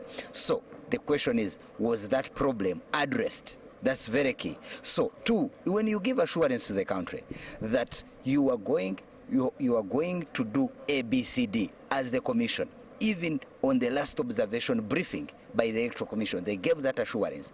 And the following morning, there are different orders, machines are not working, that's taxpayers' money in the first place, but also Electoral Commission and voting is about confidence to the citizens. So when the confidence hangs in balance, then many questions arise. So do you have voters who were refused to vote simply because the machines were not working? Is that your issue? I think majorly it's not about that, because people voted. They came and voted. But the question is, why? Because we need to be critical here as the nation. The number one thing, if you go to the hospital and you diagnose malaria and you're suffering from malaria and they say we have got a new cure which is going to be applied strictly to cure any possible illness in terms of the malaria. So the question is, when the time for medication comes and it is not given and they say go back to the old dose that you had, questions arise. So there is that issue of especially with the polling, which gives the outcome of the results we have.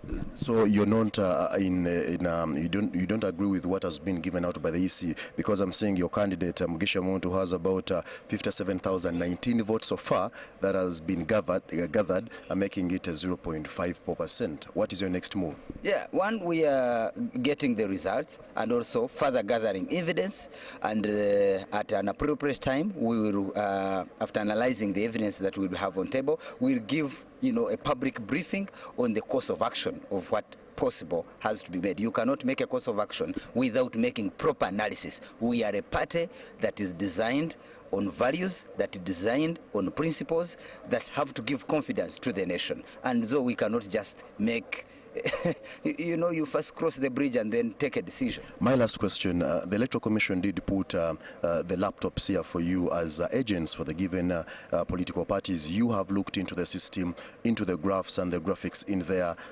As and when votes are being input there, do you agree with what is in the system? Fast forward, I raised an issue yesterday evening. That portal, one, is not user-friendly.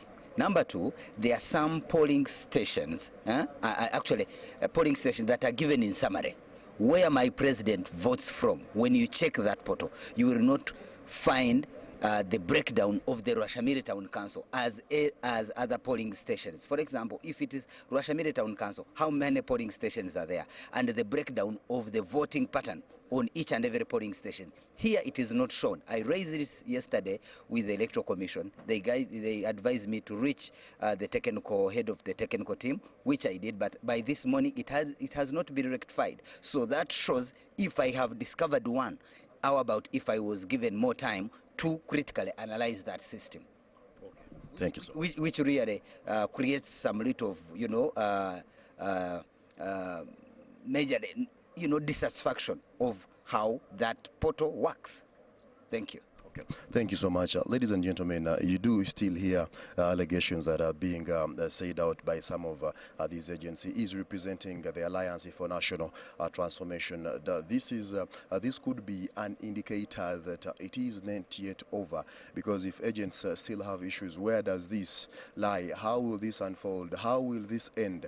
These are things that we shall be understanding at a later time as we still wait for the final verdict at about 2 p.m. But if you've been following some of these proceedings, the EC chairperson did say that if anyone has any issue, the courts of law are open. So the only way anyone can really go and try to testify or bring out any issue, they are ready to go and tussle it out with the courts of law. That is in case they do have all the evidence that they need to ensure that they make their points valid. But that is something we cannot rule out. So we wait to see. For now, I will be returning back to the broadcast house for further programming. Thank you very much, Jethro Kasaije, for giving us that update On the 6th, what you would indeed count as the 6th provisional results from the Electoral Commission. And indeed, just to reiterate, in case you're just joining in and you have missed the numbers as being read by the EC chairperson, Justice Simon Byabakama, total number of registered votes is 21,649,067, and the total number of polling stations considered to have elected 50,739. Results so far from this 6th provision: 47,499 polling stations, accounting for 93.61% of the total polling stations. And looking at the candidates' performance thus far, Bulira Frank, who has so far 44,328 votes, that is getting to a percentage of 0.42% of the valid votes. Robert Kasibante, who has 32,224 votes, accounting for 0.30%. Robert Chagulanyi has 2,601,150 votes, accounting for 24.46%, and Mabirizi has 22,274 votes, that is to 0.21%. General candidate Muntu has 57,019 votes, accounting for 0.54%, and candidate Munyagwa has 30,509 votes, accounting for 0.29%. Candidate Nandala Mafabi has 202,802 votes, accounting for 1.9% of the votes. And candidate Museveni so far in the lead with 7,643,778 votes, accounting for 71.88%. Valid votes there so far 10,634,084, and invalid votes are 264,015, accounting for 2.42%. Total votes altogether so far are 10,898,099 votes, accounting for 50.34%, and spoiled votes so far account for 38,223 votes thereon. That is as the standings from the 6th provisional results by the Electoral Commission. My name is Julie F. Nantava. I am with Joan Murungi, and it's at this point that I want to engage you, Joan, as we look at what you think of the numbers, what you think of the rest compared to the 5th provisional results as of yesterday. We'll definitely be doing comparisons. Keep in mind that right now, as we speak, 47,499 polling stations have so far garnered results as being read, and we are left with about 3,240 polling stations. Okay, that is about 6.39% of the remaining polling stations. Of course, first I want to commend the Electoral Commission. Right. It has been a bit swift in telling these results. And of course, numbers keep changing, and hopes and stakes are high. And of course, a lot is being expected, as well as, yes, tempers are flaring up, and of course, so many mixed emotions that are going on within the candidates' minds, and of course, the voters' minds. But of course, the Electoral Commission is always here to guide us through and give us the provisional results. I'm seeing the candidate who is in the lead with over 71.88%. Indeed. Joan will definitely get back to you, but right on standby is Timothy Nyangweso, who is also at the National Tallying Center. So let's hear from him. Closing and counting. Welcome to this edition of the results that are coming in provisionally. We have just finished almost the final session. Lastly but not least, we'll have one more session at 2 p.m. that will be giving us exactly what is happening. But I'm joined by Benjamin Katana, the Treasury General of the National Unity Platform. He's with me this morning. Benjamin, how are you? Well, I'm not fine. What is it exactly? Especially with what has been happening. Clearly, I want first of all to put the record straight that what is being announced and relayed here is not a reflection of the will of the people of Uganda as expressed through the voting that transpired the other day. We started here by the Electoral Commission giving figures and without showing us where they were coming from. When we challenged them, they started giving a breakdown. When we compared with the declaration forms that we have so far, because on account of the internet breakdown of blackout, we don't have all of them. But the ones we have, clearly there is a discrepancy between what they are presenting and what obtained at the polling station, clearly indicating that these figures were preconceived even before people went to the votes, the fabrication, and of course the NRM must have been embarrassed that after all they have taken us through, the people went ahead and defied their orders and voted for our candidate.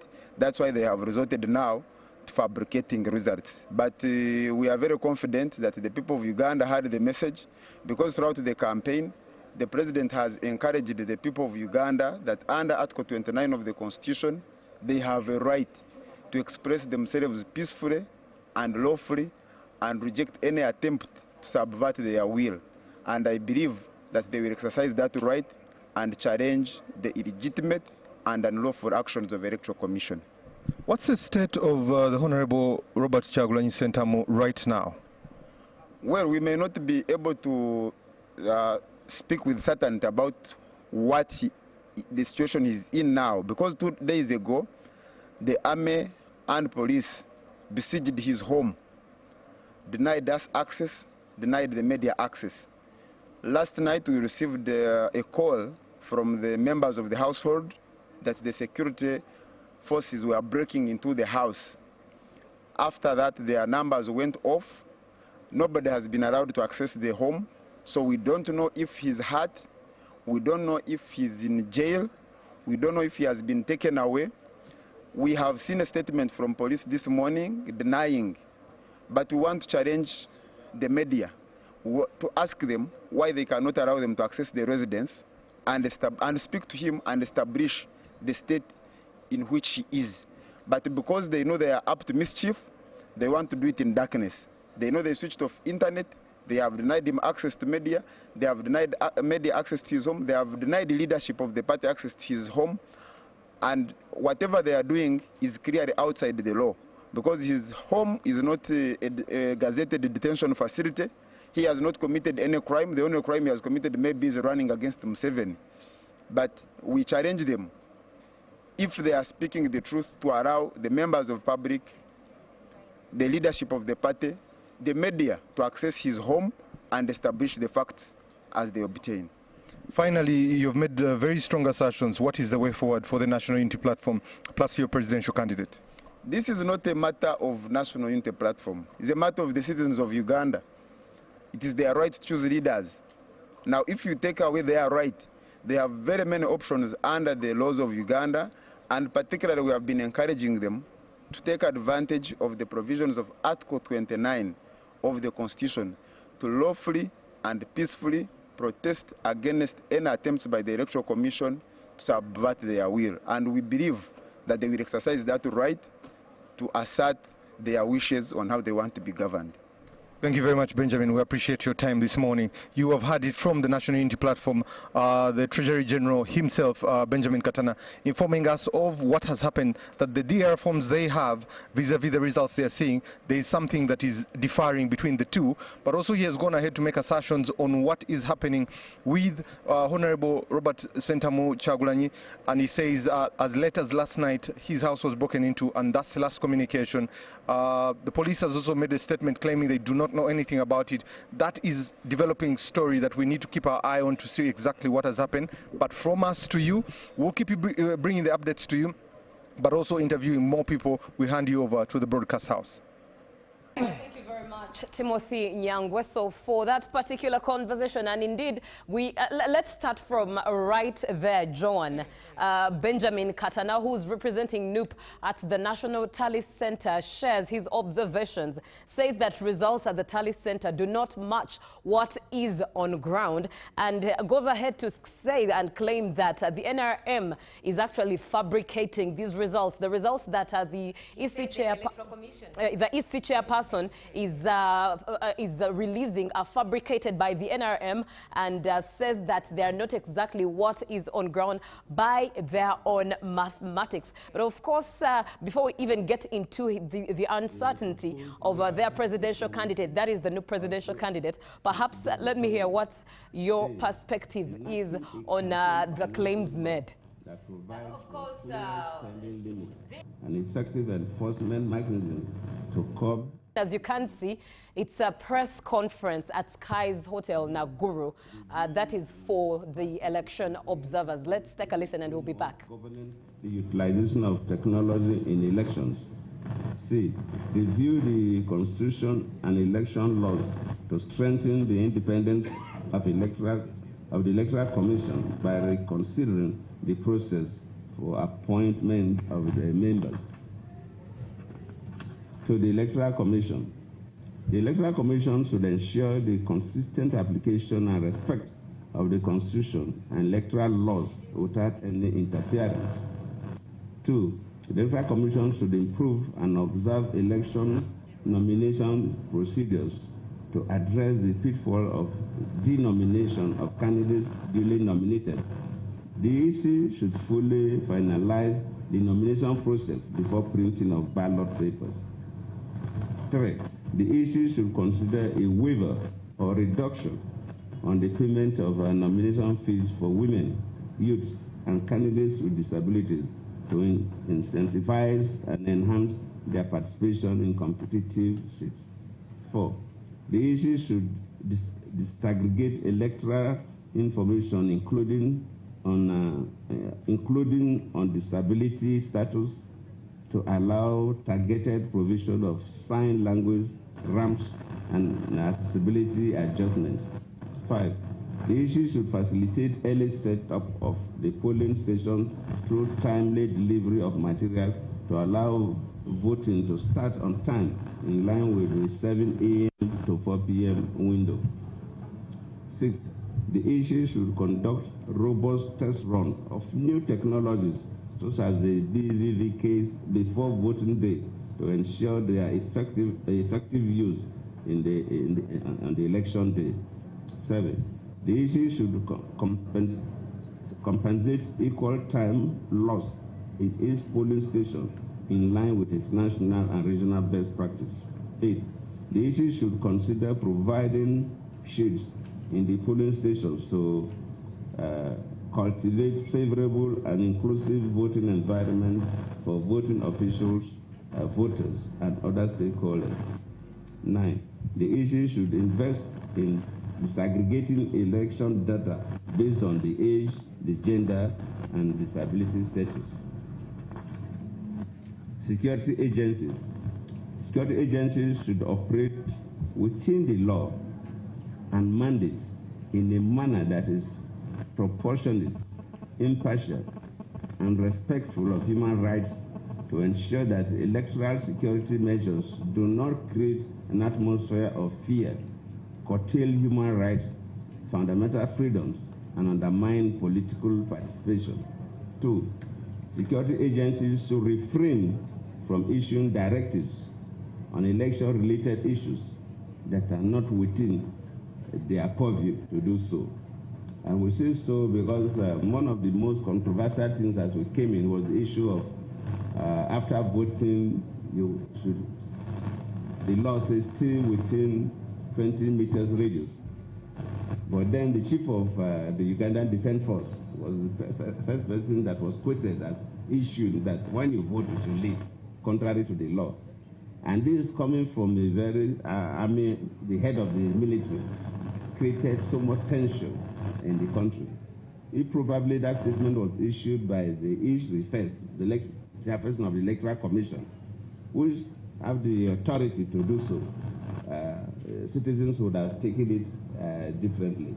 So security agencies should not make statements on election-related issues that are not within their purview to do that, so that citizens will not be apprehensive. Political parties. Political parties are encouraged to promote internal party democracy, introduce quotas in all leadership positions, and equitable access to campaign resources, particularly for women, youth, and candidates from marginalized groups. This is our interim report we have presented to you today, but the final report, by tradition of AU, COMESA, and IGAD, will be ready in a month's time. And that report will also be sent to the government of Uganda and a copy to the key stakeholders like Electoral Commission and the security operatives. I thank you all.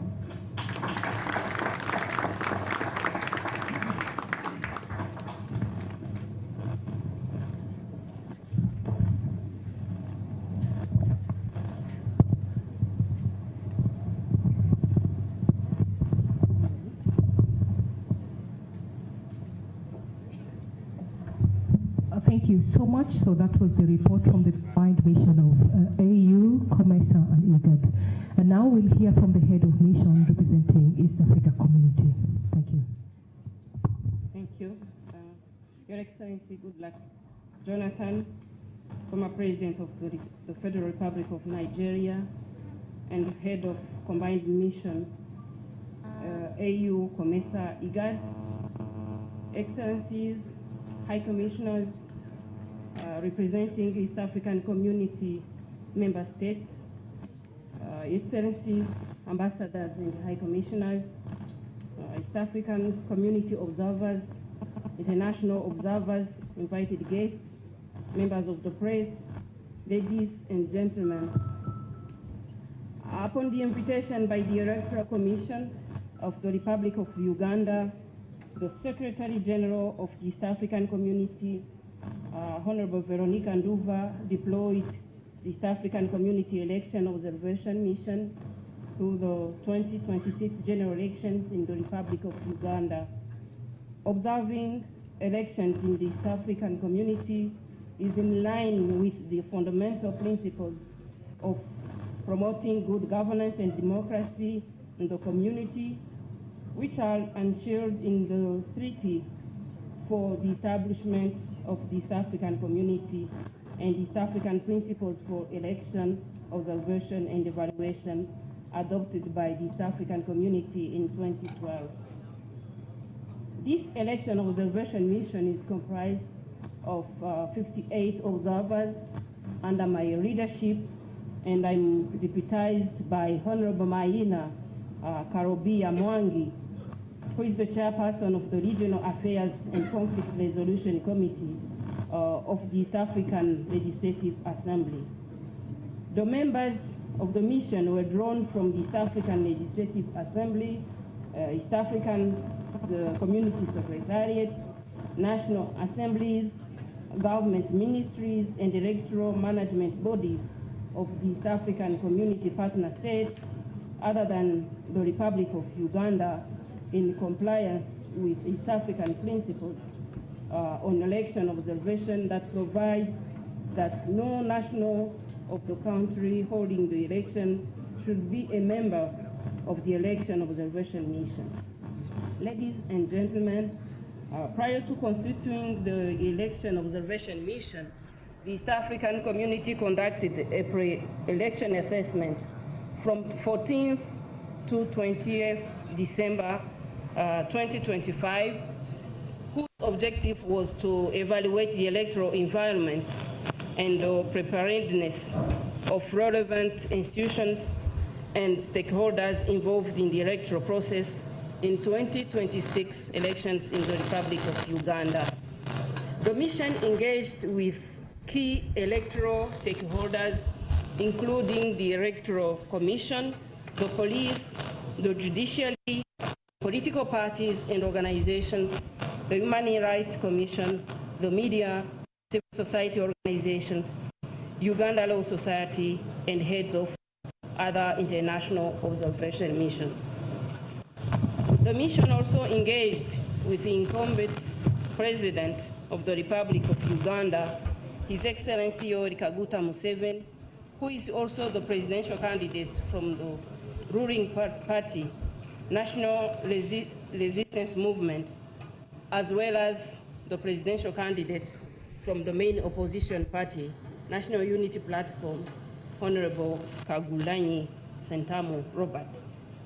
The mission is grateful to all stakeholders who freely and willingly accepted to meet and interact with the East African Community Election Observers. Ladies and gentlemen, the East African Community Election Observation Mission deployed 12 teams spread across all regions of the country to observe processes, including final phases of the campaigns, preparation of polling stations, opening, voting, counting, and tallying processes, and other limited post-election activities. On polling day, the East African Community Observers were able to observe elections in 184 polling stations. Ladies and gentlemen, I'm pleased to present the preliminary findings of the Election Observation Mission, which are based on the interactions and engagements the East African Community Election Observation Mission had with the various stakeholders and observation mission on key election and election day activities. The East African Community Election Observation Mission made the following observations. The 1995 Constitution of the Republic of Uganda, as amended, and other relevant laws provided the legal framework on which this year's general elections were conducted. The mission noted that Uganda's legal framework offers a robust foundation for the conduct of democratic elections in line with international and regional commitments that Uganda has ratified, including the East African Community Treaty. The political context was characterized by heightened competition, with 8 presidential candidates running for presidency, including the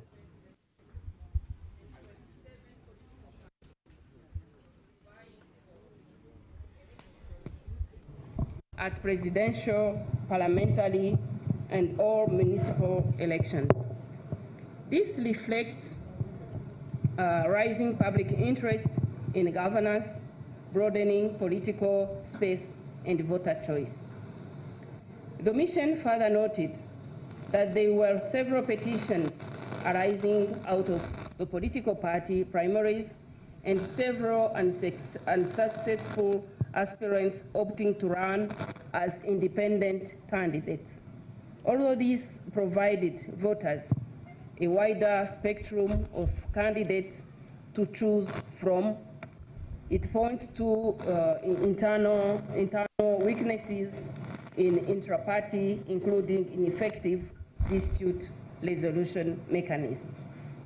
The electoral environment has been largely peaceful and conducive for the conduct of elections.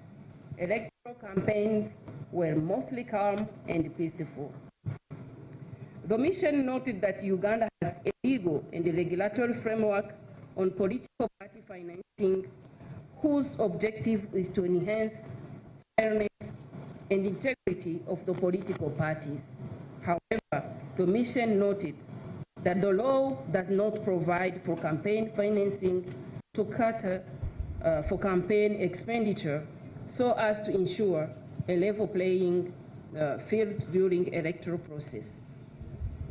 The mission commends the efforts by the Electoral Commission regarding preparation and management of the 2026 general elections and the systematic stakeholders' engagement throughout the electoral process, including briefing international observers on the preparedness and the overall conduct of the elections.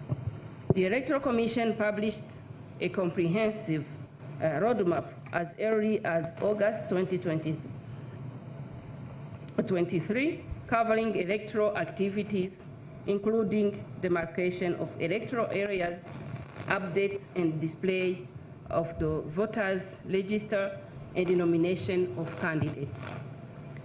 The mission notes that the National Voters Register had 21,681,491 registered voters, which reflects a laudable 70% increase from 18,103,603 in the 2021 general elections. The mission noted that 53% of the registered voters are female, which demonstrates commendable women participation in the country's electoral process. The mission noted some concerns raised with regard to the high number of candidates denominated by the Electoral Commission after previously being validly nominated, candidates declared unopposed, and appeals arising out of nominations and denominations process lodged before the courts a few days to the election day. There is need to streamline the procedures and timeline for these processes to minimize confusion and enhance credibility and public trust in the electoral process. The mission recognizes the active role played by civil society organizations in civic and voter education and election observation. The mission commends peace initiatives led by the Uganda Human Rights Commission and the Inter-Religious Council of Uganda, which culminated in the signing of a peace pledge towards peaceful, inclusive, and accountable electoral process.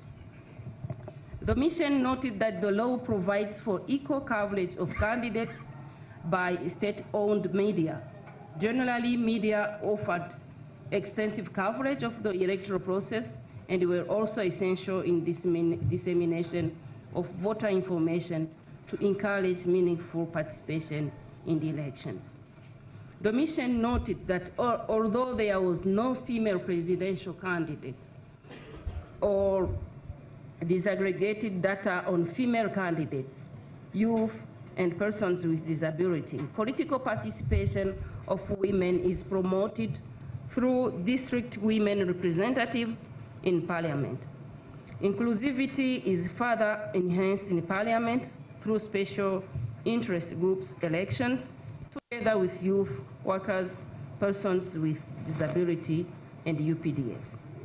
The mission noted that on 30th January 2026, the Uganda Communications Commission issued a directive suspending public internet access, which had a direct impact on the compilation and analysis of field reports from our observers.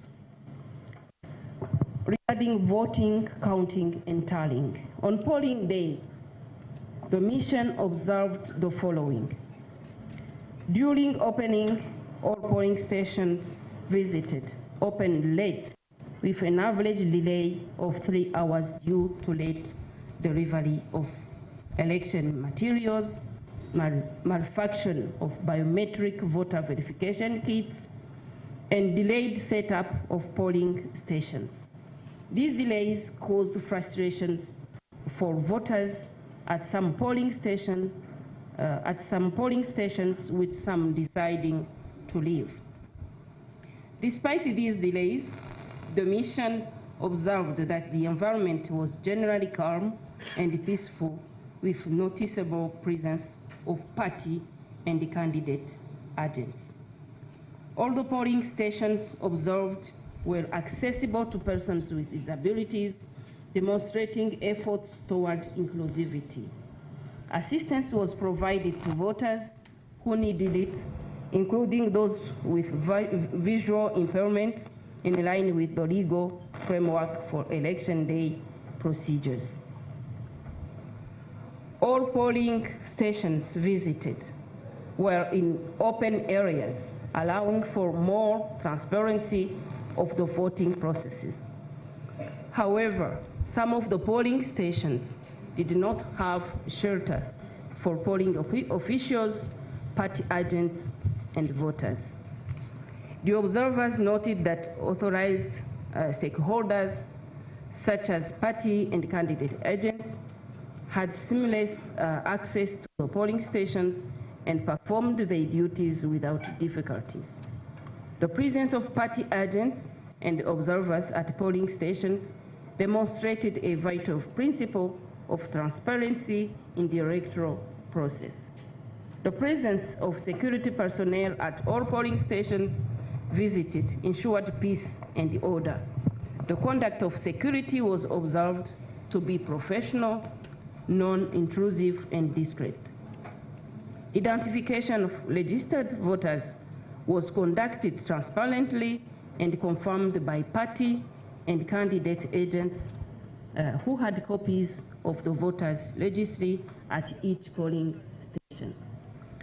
Voting proceeded uninterrupted in all the polling stations visited throughout the day. The mission observed that most of the polling stations had queues with an average of 50 to 100 voters.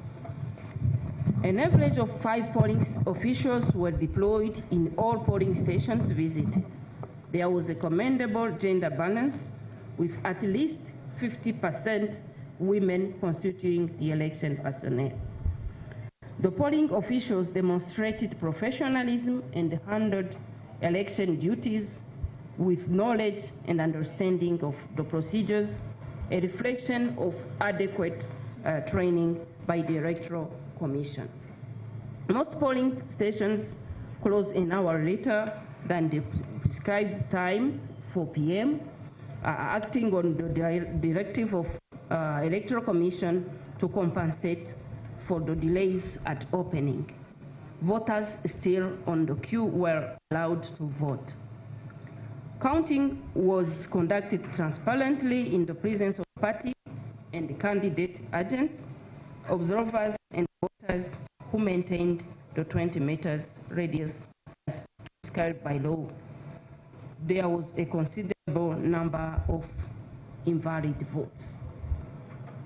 At the polling stations observed, candidate agents received and signed the declaration of results forms, which were posted outside polling stations. Then we have some recommendations.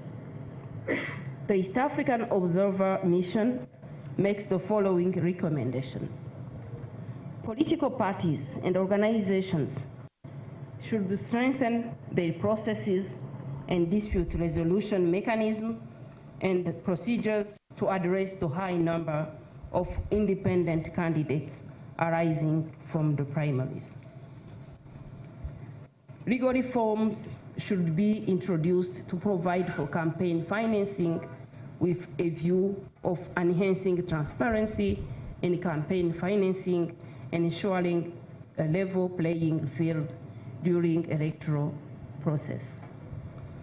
The Electoral Commission should endeavor to publish disaggregated data indicating the number of female and youth candidates in each election to inform public policy and advocacy. The Electoral Commission should enhance voter education to minimize the number of invalid votes in future elections. The Electoral Commission should provide shelter for polling officers, party and candidate agents, and voters at polling stations, and make use of school buildings or other public buildings not in use during the election period. There is a need to ensure that public access to information through ICT, such as internet services, are available and accessible to all persons during the electoral process. Measures should be put in place to balance security concerns with the benefits of public access to internet services. The Electoral Commission needs to minimize cases of denomination of candidates by enhancing mechanisms for verification of requirements before nomination. The Electoral Commission should investigate the causes of the manufacture of biometric voter verification kits and seek to ensure that this does not affect use of technology in future electoral processes. Conclusion. The East African Election Observer Mission congratulates the people of the Republic of Uganda for exercising their right to choose their leaders during the 2026 general elections. Considering that the electoral process is still ongoing, the East African Community Election Observer Mission urges all stakeholders to continue to uphold peace and refrain from any action that could undermine the integrity of the process. The mission further urges any actors dissatisfied with the outcomes of the process to address their grievances through peaceful and means established by law. I thank you very much.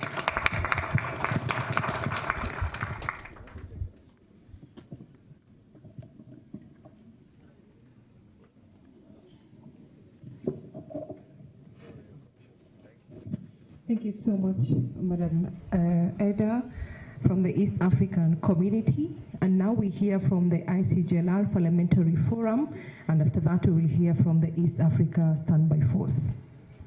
Thank you. Your Excellency, former Republican President of the Federal Republic of Nigeria, heads of mission, honorable members of Parliament, ambassadors and diplomats present, distinguished delegates, members of the press, ladies and gentlemen.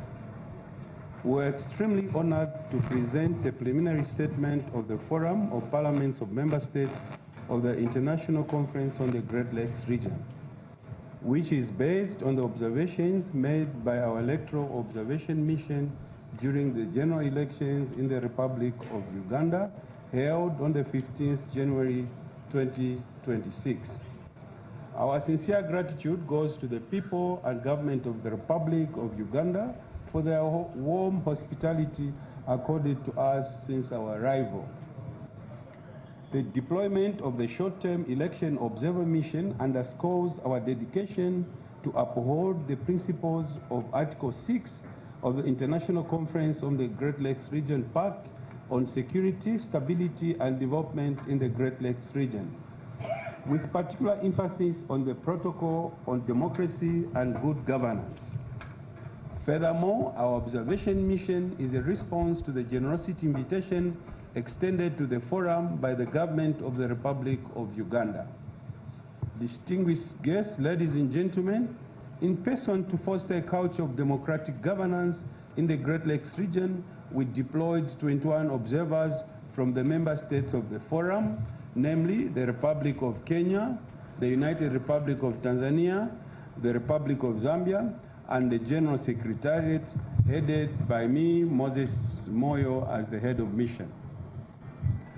Given that the Republic of Uganda is a member state of the forum, we consider it significantly honored to be among the international observation groups accredited to observe the 2026 general elections. Ladies and gentlemen, let me summarize the electoral observation activities that we carried in run-up to the January 15th general elections, in accordance with our mandate as follows. In order to ascertain the state of preparation and preparedness towards the January 15th general elections, the Forum of Parliaments of the International Conference on the Great Lakes region conducted a pre-election analysis. Upon arrival in Kampala, the observers participated in a comprehensive briefing and orientation on the 9th January 2026 before being deployed in areas of responsibility.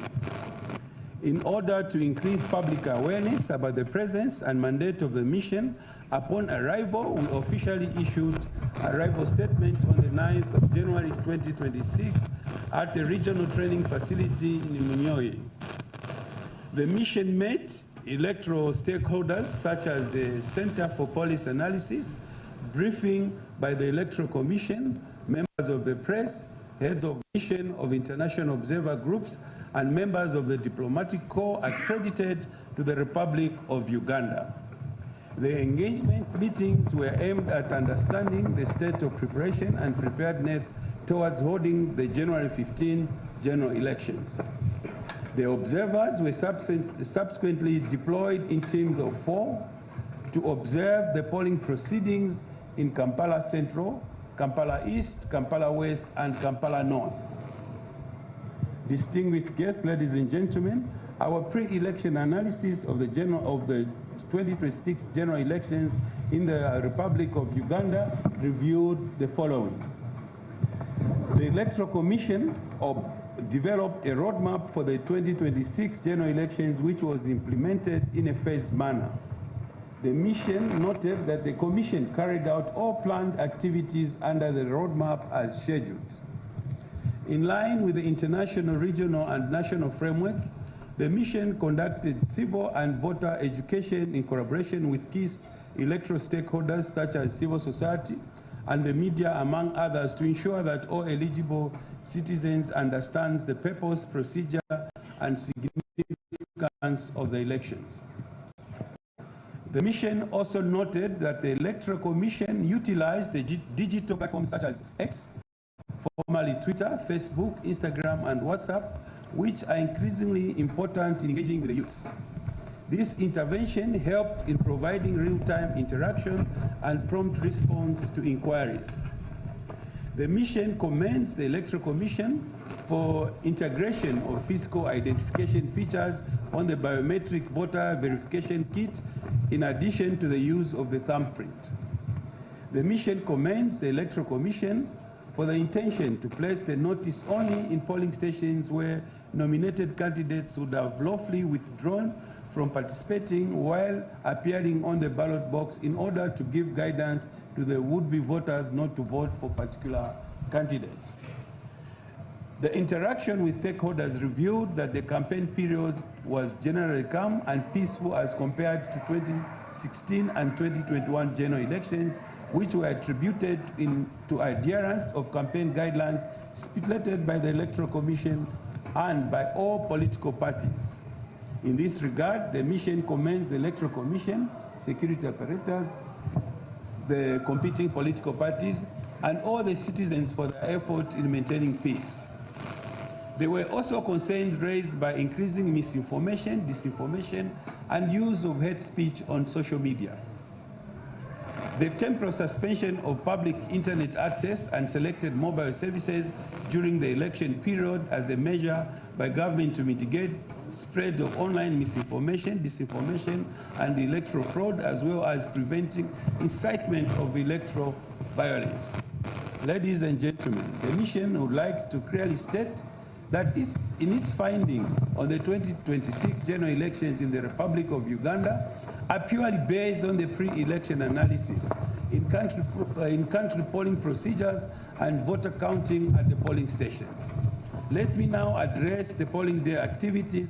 According to the Electoral Commission, there are 50,739 polling stations and 21,681,491 registered voters countrywide. Let me highlight that our observers were given the opportunity to observe the opening, voting, and closing procedures in all the polling stations. The mission observed the following. Most of the polling stations visited by the mission in Kampala Central, Kampala East, Kampala West, and Kampala North did not open on the official stipulated time of 07 hours. The opening was delayed by 2 or 3 or more hours. The reasons being due to malfunction of the biometric voter identification kit. In some instances, polling officials did not receive the passcode. There were fewer numbers of registered voters present in some polling stations during the opening, below 10 as required by the law to officially open the polling station for voting.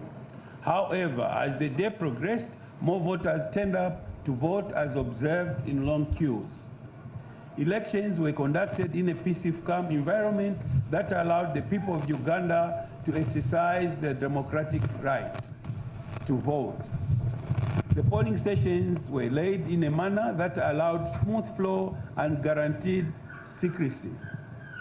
There were presence of police personnel, security personnel in all polling stations, as observed, and they conducted themselves in a professional manner. The presence of political party agents in the polling stations, particularly the Ideological Party of Uganda, National Resistance Movement, National Unity Platform, Democratic Front, and in some cases, in some instances, independent candidates was commendable. Generally, the opening procedures were followed by the polling staff and demonstrated a good knowledge of the opening procedures. The mission is glad to note that there were no incidences of voter inducement in the polling stations observed. Also, there were no form of campaign activities by political parties observed outside the polling stations. However, the mission observed the presence of campaign materials in some polling stations visited at the time of opening, contrary to the law, which requires non-existence of campaign materials within the radius of 20 meters from the polling center. Our mission had the opportunity to observe the voting procedures in a significant number of polling stations in Kampala City District. The mission is gratified to report that, notwithstanding the delayed opening of polling stations, the voting process unfolded in a serene and orderly manner. The polling stations that the mission visited were staffed with women and youth generally constituting most of the workforce. As a concern, the mission noted that non-participation of women as presidential aspirants in this year's elections, which does not promote the participation, inclusivity, and gender equality in the political sphere. The requirement of voters to be 20 meters away from polling stations after voting was difficult to implement, especially in polling stations situated in marketplaces. In some polling stations visited, application of indelible ink to voters was done by police officers. In other instances, it was done by political agencies and at times by voters themselves. Distinguished guests, ladies and gentlemen, observed that the mission observed the close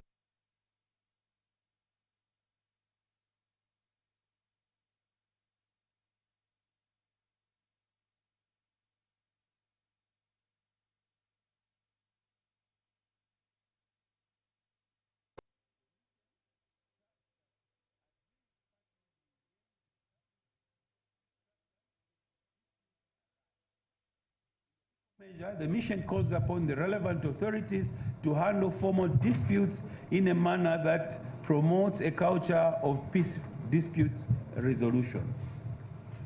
The mission will issue a more detailed and comprehensive report shared through its diplomatic channels to all relevant stakeholders. I thank you very much.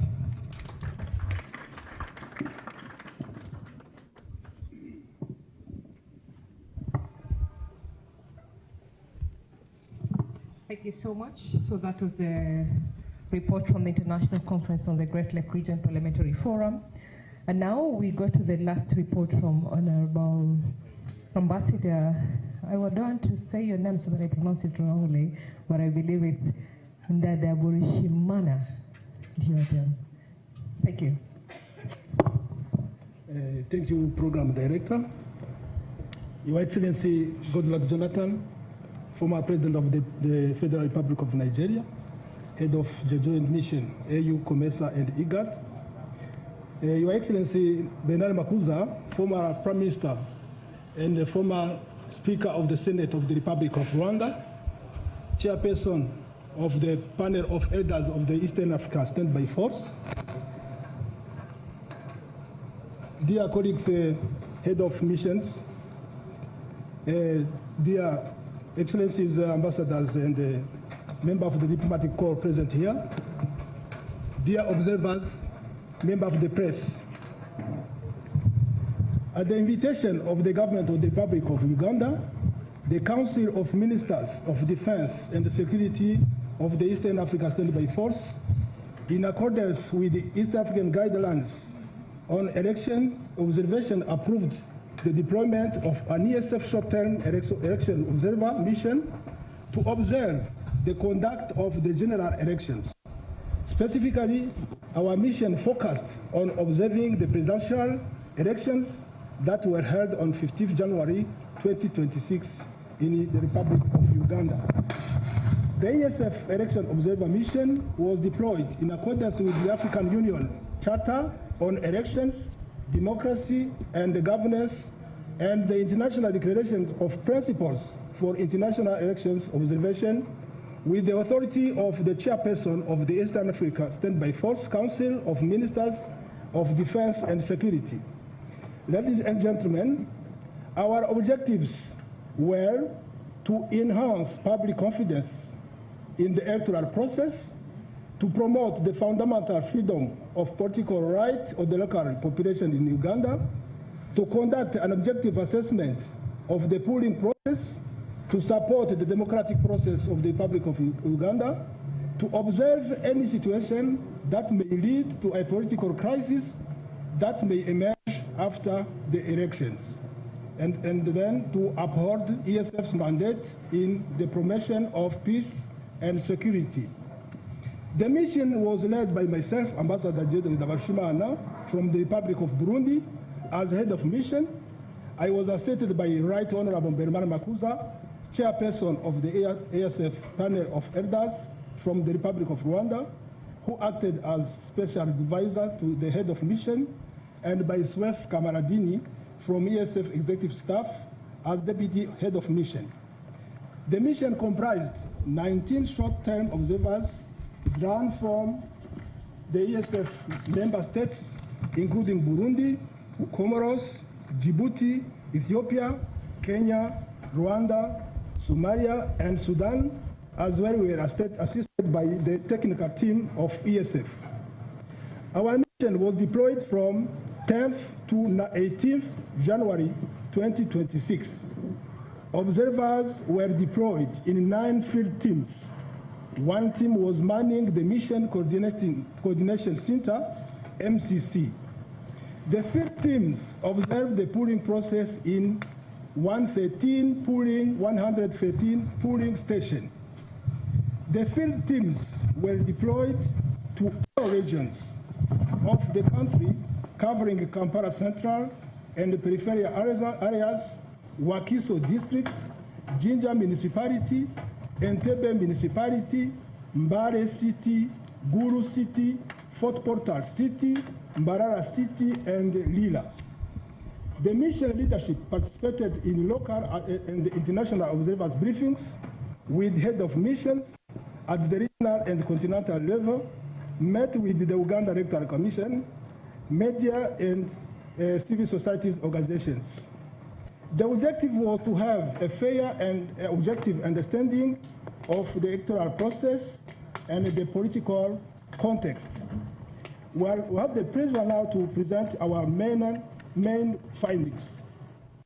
This preliminary statement gives an overview of the assessment of the elections and provides details of its observations. The statement is based on objective and independent assessment on the electoral process, specifically at the end of the campaign and electoral period and on the actual election day, and refers to the national legal framework on electoral matters. These include the last days of the campaign and the management of election day operations, including the counting process. Our key findings are the follows. On the aspect of campaign, the campaign were conducted in a largely peaceful environment with sporadic cases of violence. Most candidates conducted mobile campaigns that did not have large crowds of people. The campaigns were mainly done in local dialect. The teams observed use of state resources in some cases, which is contrary to the law. The presence of security personnel was also witnessed. On the aspect of security, voting was largely peaceful in all polling stations, observed despite some anxiety that was noted in a few voters, especially those who reported early to cast their votes but were unable to do to the delay in the commencement of the voting process. In addition, there was a clear and heavy presence of security agents across all polling stations observed. On the aspect of time, most polling stations observed opened late, mostly due to the late delivery of the election materials. In some polling stations, elections officials failed to report on time, hence affecting the preparations of their stations. In most of the polling stations observed, the biometric voter verification kit, BVVK, failed to work, occasioning the late commencement of the voting process, which was long after the stipulated time at 7 a.m. The presiding officers were unable to log into the BVVK kit as the system could not verify the credentials at the polling stations. The polling stations were opened at averagely 10 a.m. In order to mitigate the situation, the Uganda Electoral Commission issued a directive for polling stations to use the manual voter register for purposes of voter verification prior to casting of ballots. On the aspect of communication, the nationwide internet blackout, which started on 30th January 2026 at 6 p.m., negatively impacted the work of the observers, since information could not be shared in a timely manner between different teams deployed in the different areas and the mission coordinators. On the aspect of voter turnout, lower voter turnout was observed in polling stations that may have been occasioned by the late opening of the polling station. On the aspect of media, there was a little to no visible presence of the media, including live media coverage in most polling stations that our mission observed. On the aspect of local observers, our mission encountered very few local observers in the polling stations that they visited. This brings into question the process of registration of domestic observers. On the aspect of training of polling staff, in general, a significant lack of harmonization of processes in the polling station was observed, which pointed out a lack of proper training of the polling staff. In certain instances, we observed the presiding officers handling the voter register while issuing ballot papers, at the same time leaving other polling staff with no work to perform. We also observed the voters being inked on different fingers, which deferred to the set guideline, which indicated that fingers are to be inked on the voter's cuticle on the right hand thumb. On the aspect of closing, due to the late opening of the polling stations, closing was extended by 1 hour from 4 p.m. to 5 p.m. However, this communication came very late, and some polling stations were unaware of this directive and even questioned the veracity of the information. On the aspect of counting, the observer teams indicated that the vote counting process in most areas were conducted smoothly and in accordance with the law. In a few polling stations, the 20-meter rule that ensured the public did not overwhelm the polling station was not observed. On the issue of gender balance, in the 113 polling stations observed, 56% of the polling officials were female. Ladies and gentlemen, recommendation. Our mission recommends the following: urges all the stakeholders to take note of the objectives and findings to improve future electoral processes in Uganda, encourages continued civic education in support of efforts already in place, urges restraint to all stakeholders, and further encourage adherence to the Constitution and the laws of the land in case of contestation. In conclusion, based on its observations and findings, our mission concluded that the electoral process took place in an overall orderly and calm manner. This preliminary statement will be followed by the final report, which will be released within 90 days to the Republic of Uganda and shall be available on the ESF website. I thank you very much.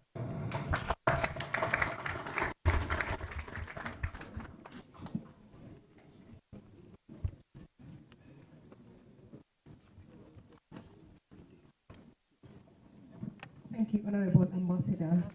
Thank you for your attention and patience through the 4 statements that have been made to us. We've listened to the statement from the Joint Mission of the African Union, COMESA and IGAD, by His Excellency Jonathan. We heard from the East Africa Community, from Honorable Madam Eda Mbogiza. We also heard a statement from the International Conference on the Great Region, Parliamentary Forum, read to us by Honorable Moses Moyo, and finally from the East Africa Standing Force, read to us by Ambassador Dabarishuri Mana. Members of the press, this is your session. If you have an opportunity to ask questions, if any, seek clarification from any of the statements that have made before us, as you do so, please state your name and the media house that you represent. Keep your questions brief and to the point.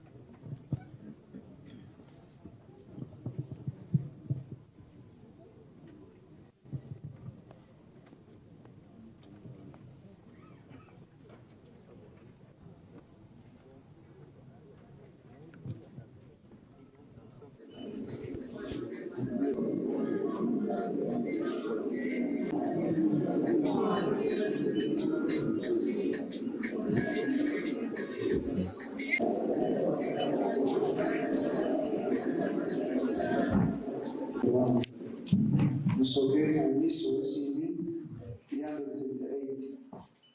Musoke Joseph, 408. Mutegi Ramadan, 183. Zangari Rasul Hassan, 46,134.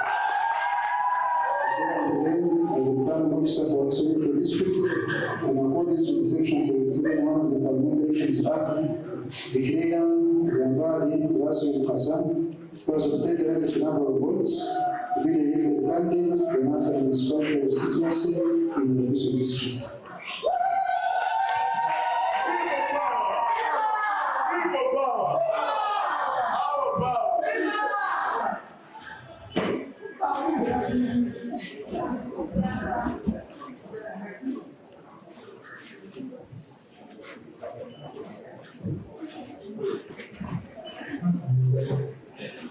Let's think about Uganda. Let's avoid self-seeking goals, things that will put Uganda into trouble.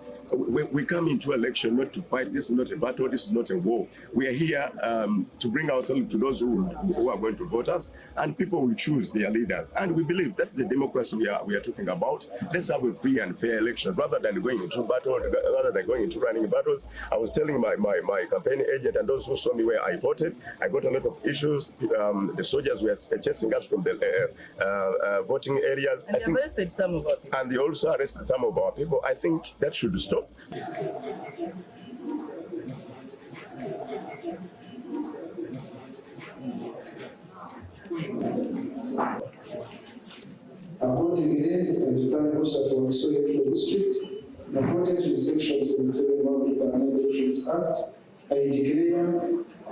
who are done was obtain the largest number of votes to be the elected candidate for Java Police constituency in Mobuso district.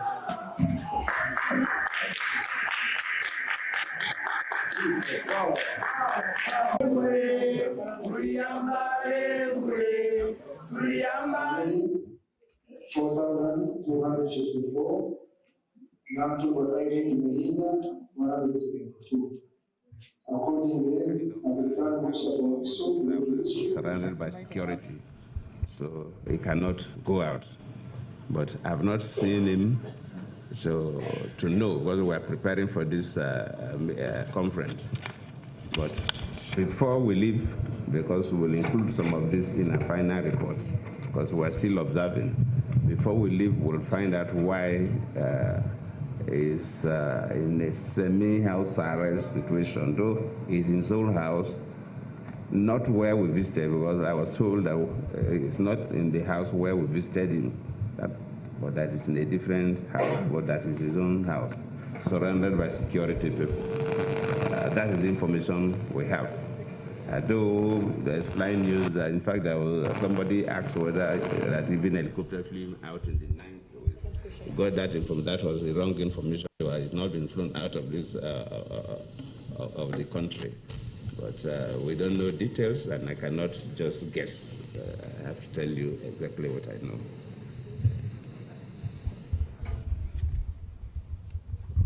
Somebody asked evidence of ballot stuffing. Well, to the best of our own knowledge from our team, the African Union Commencer and IGAD team, there was no evidence of ballot stuffing. We did not observe in all the polling stations in the country, but based on, I think, 400-something polling stations that we observed, and especially where we witnessed the closing, there was no evidence of ballot stuffing, no. Okay, calling for the last time. Anyone else with any question? Members of the press?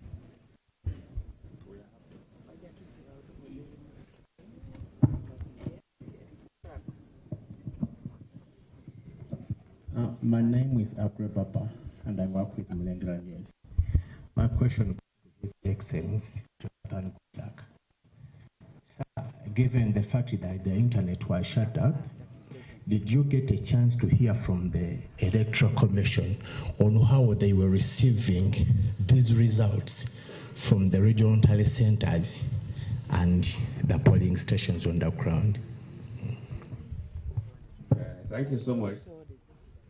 Because we got the information about the internet on Tuesday. In fact, we thought it was our time now, but it seems this government is making it very impossible once again. But people of Uganda, I want to thank you very much. You have spoken. You spoke. Your voice spoke. And I know they must be feeling it. They are feeling it. And one time, one day, we are going to overcome. We shall get there. We are not jubilating now, not because we have not gotten any victory. Some of us have been declared as winners, but our colleagues inside there are still suffering. So it has been a lot, I must say. Thank you very much, Honorable Zahara. We can now qualify to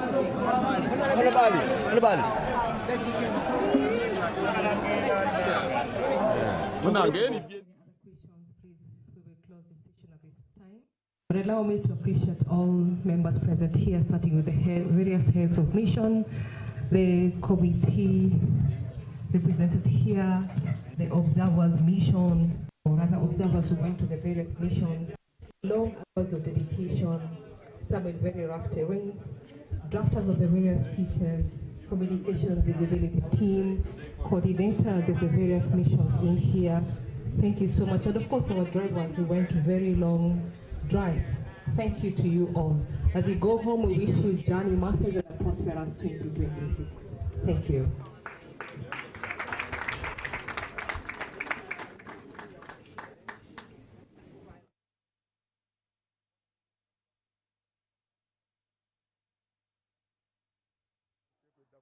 I don't have much to say as now. Thank you. That is a challenge.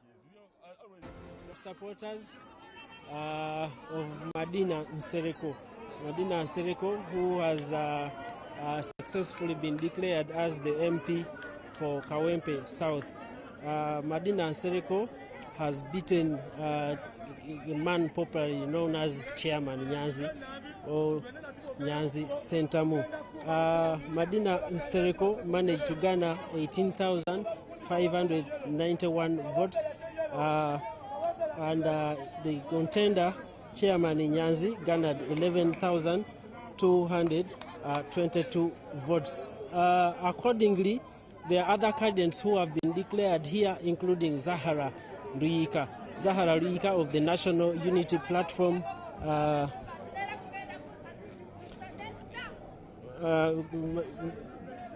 Zahara Ruyika, the candidate of the National Unity Platform, has managed to garner 32,264 votes, beating NRM's Keita Doreen. Keita Doreen also served as RCC, but also she was the NRM candidate in this position, March in the West. March in the West, remember, Zahara Ruyika shifted positions from Kampala woman MP aspirant after the National Unity Platform chose Shamim Malende, the incumbent. So that is what is happening. And the incumbent MP, Sewanyena Alan, who missed the NUP card, secured 4,452 votes. So what you can see in my background are supporters of Madina Nsereko, and okay, njagala omuyeka essanyu ki olunaku olwaleero essanyu lyennina lya Kawempe South. Omubaka Honorable Madina Nsereko Ntale abamezi ate akubidde eddala ewali ekitebe era awanguddewo n'ebitundutundu 200 biki byayagala abakolere nga mu abavubuka. Honorable Madina Nsereko sigenda kugamba nti nebiki byayagala tukolere kuba of course abimanyi ate abadde abikola. Si byagamba nti no be bana ababaka abajja abagenda okukola ki ebbanga lyonna byakozeeko tetubadde naye tukoze ki amanya ze suna taibu mali gyakugamba yo akalala ekiralo mbako oyo golaba mwana nzalo aye Kawempe nze mmanyi wasomedde wensomedde wasomye naye sisomye naye naye kusomera we yasomera we nasomera kisha tutumuwako obujulizi we yasomera primary ne we yasomera secondary we nkoze eki wonna wensomedde yasomera ku St Martin emulago omulago 2 ushegera n'avaawo nagenda ku Kolo SS wasomedde. Amanya n'eddoboozi enze Azima Badiru nga ndi muntu nzaalwa ya Kawempe South. Nina essanyu ly'amaanyi nnyo. Ekitebe kya Nuupu nkikutte n'ekigarrrrrr eno weevu ya baasi. Ono omukyala wangudde alina amanya nga 6 bamuyita Mama Kawempe, Senga Kawempe, Jjajja we Kawempe, Chairperson we Kawempe. Kati omukyala ono mu Uganda yonna yasinga basaries ennyingi mu Kampala, yasinga kye bayita okulobinga. Ndowooza basinga kyonna kye bayita okulobinga mukitegera bulungi. Amanya n'eddoboozi bamuyita Madina Nsereko Ntale.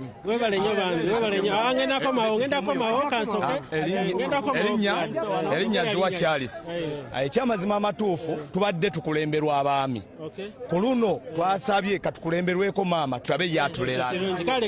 So those are some of the supporters of Madina Nsereko. So like I was telling you that the other declared candidate here is Ali Kasirye Mulyanyama, commonly known as Mulyanyama.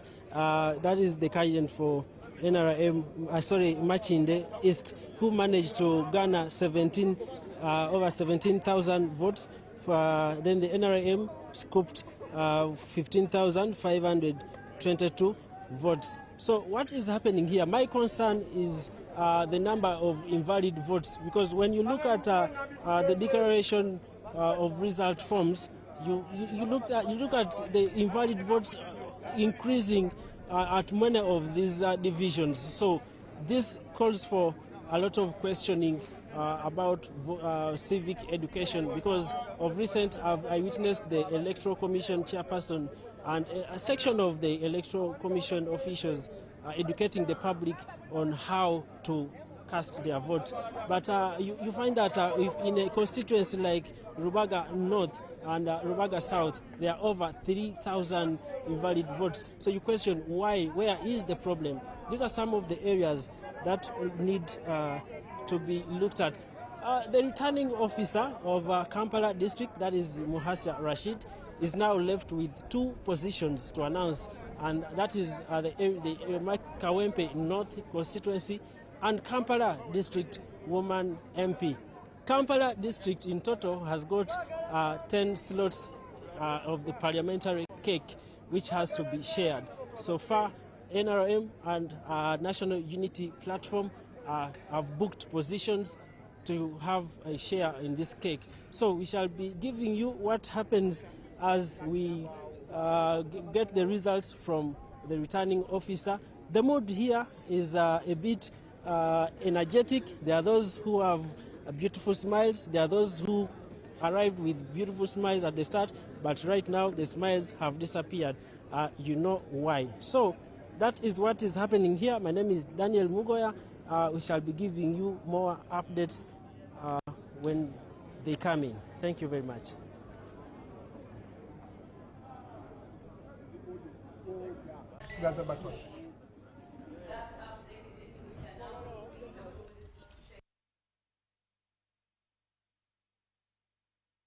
Results were being released, and indeed congratulations to all the winners. We've seen the excitement from the cadres and supporters of Hajati Nsereko Madina and Kale, who has won the direct MP for Kawempe South.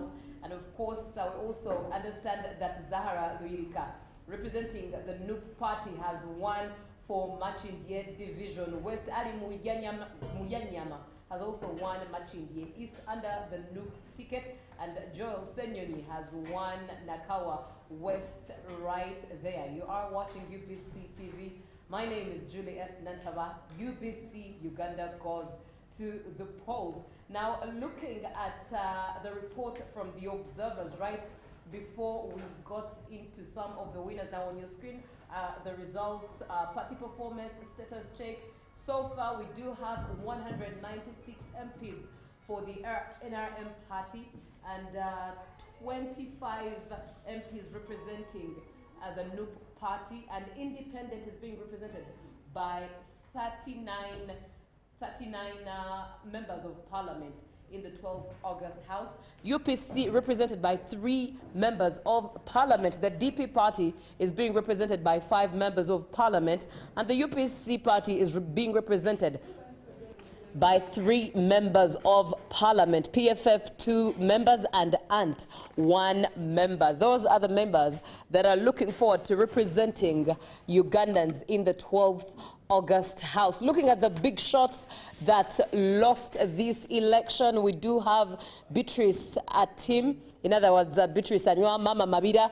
This time around under the NRM ticket, she lost. We also do have Joyce Katduchu, who lost. In there is Honorable Lutamaguzi Semakula, who lost. Honorable Betty Amongi lost as well. Honorable Henry Oriem Okelo lost. Honorable Adoa Helen also lost. David Bahati also did lose.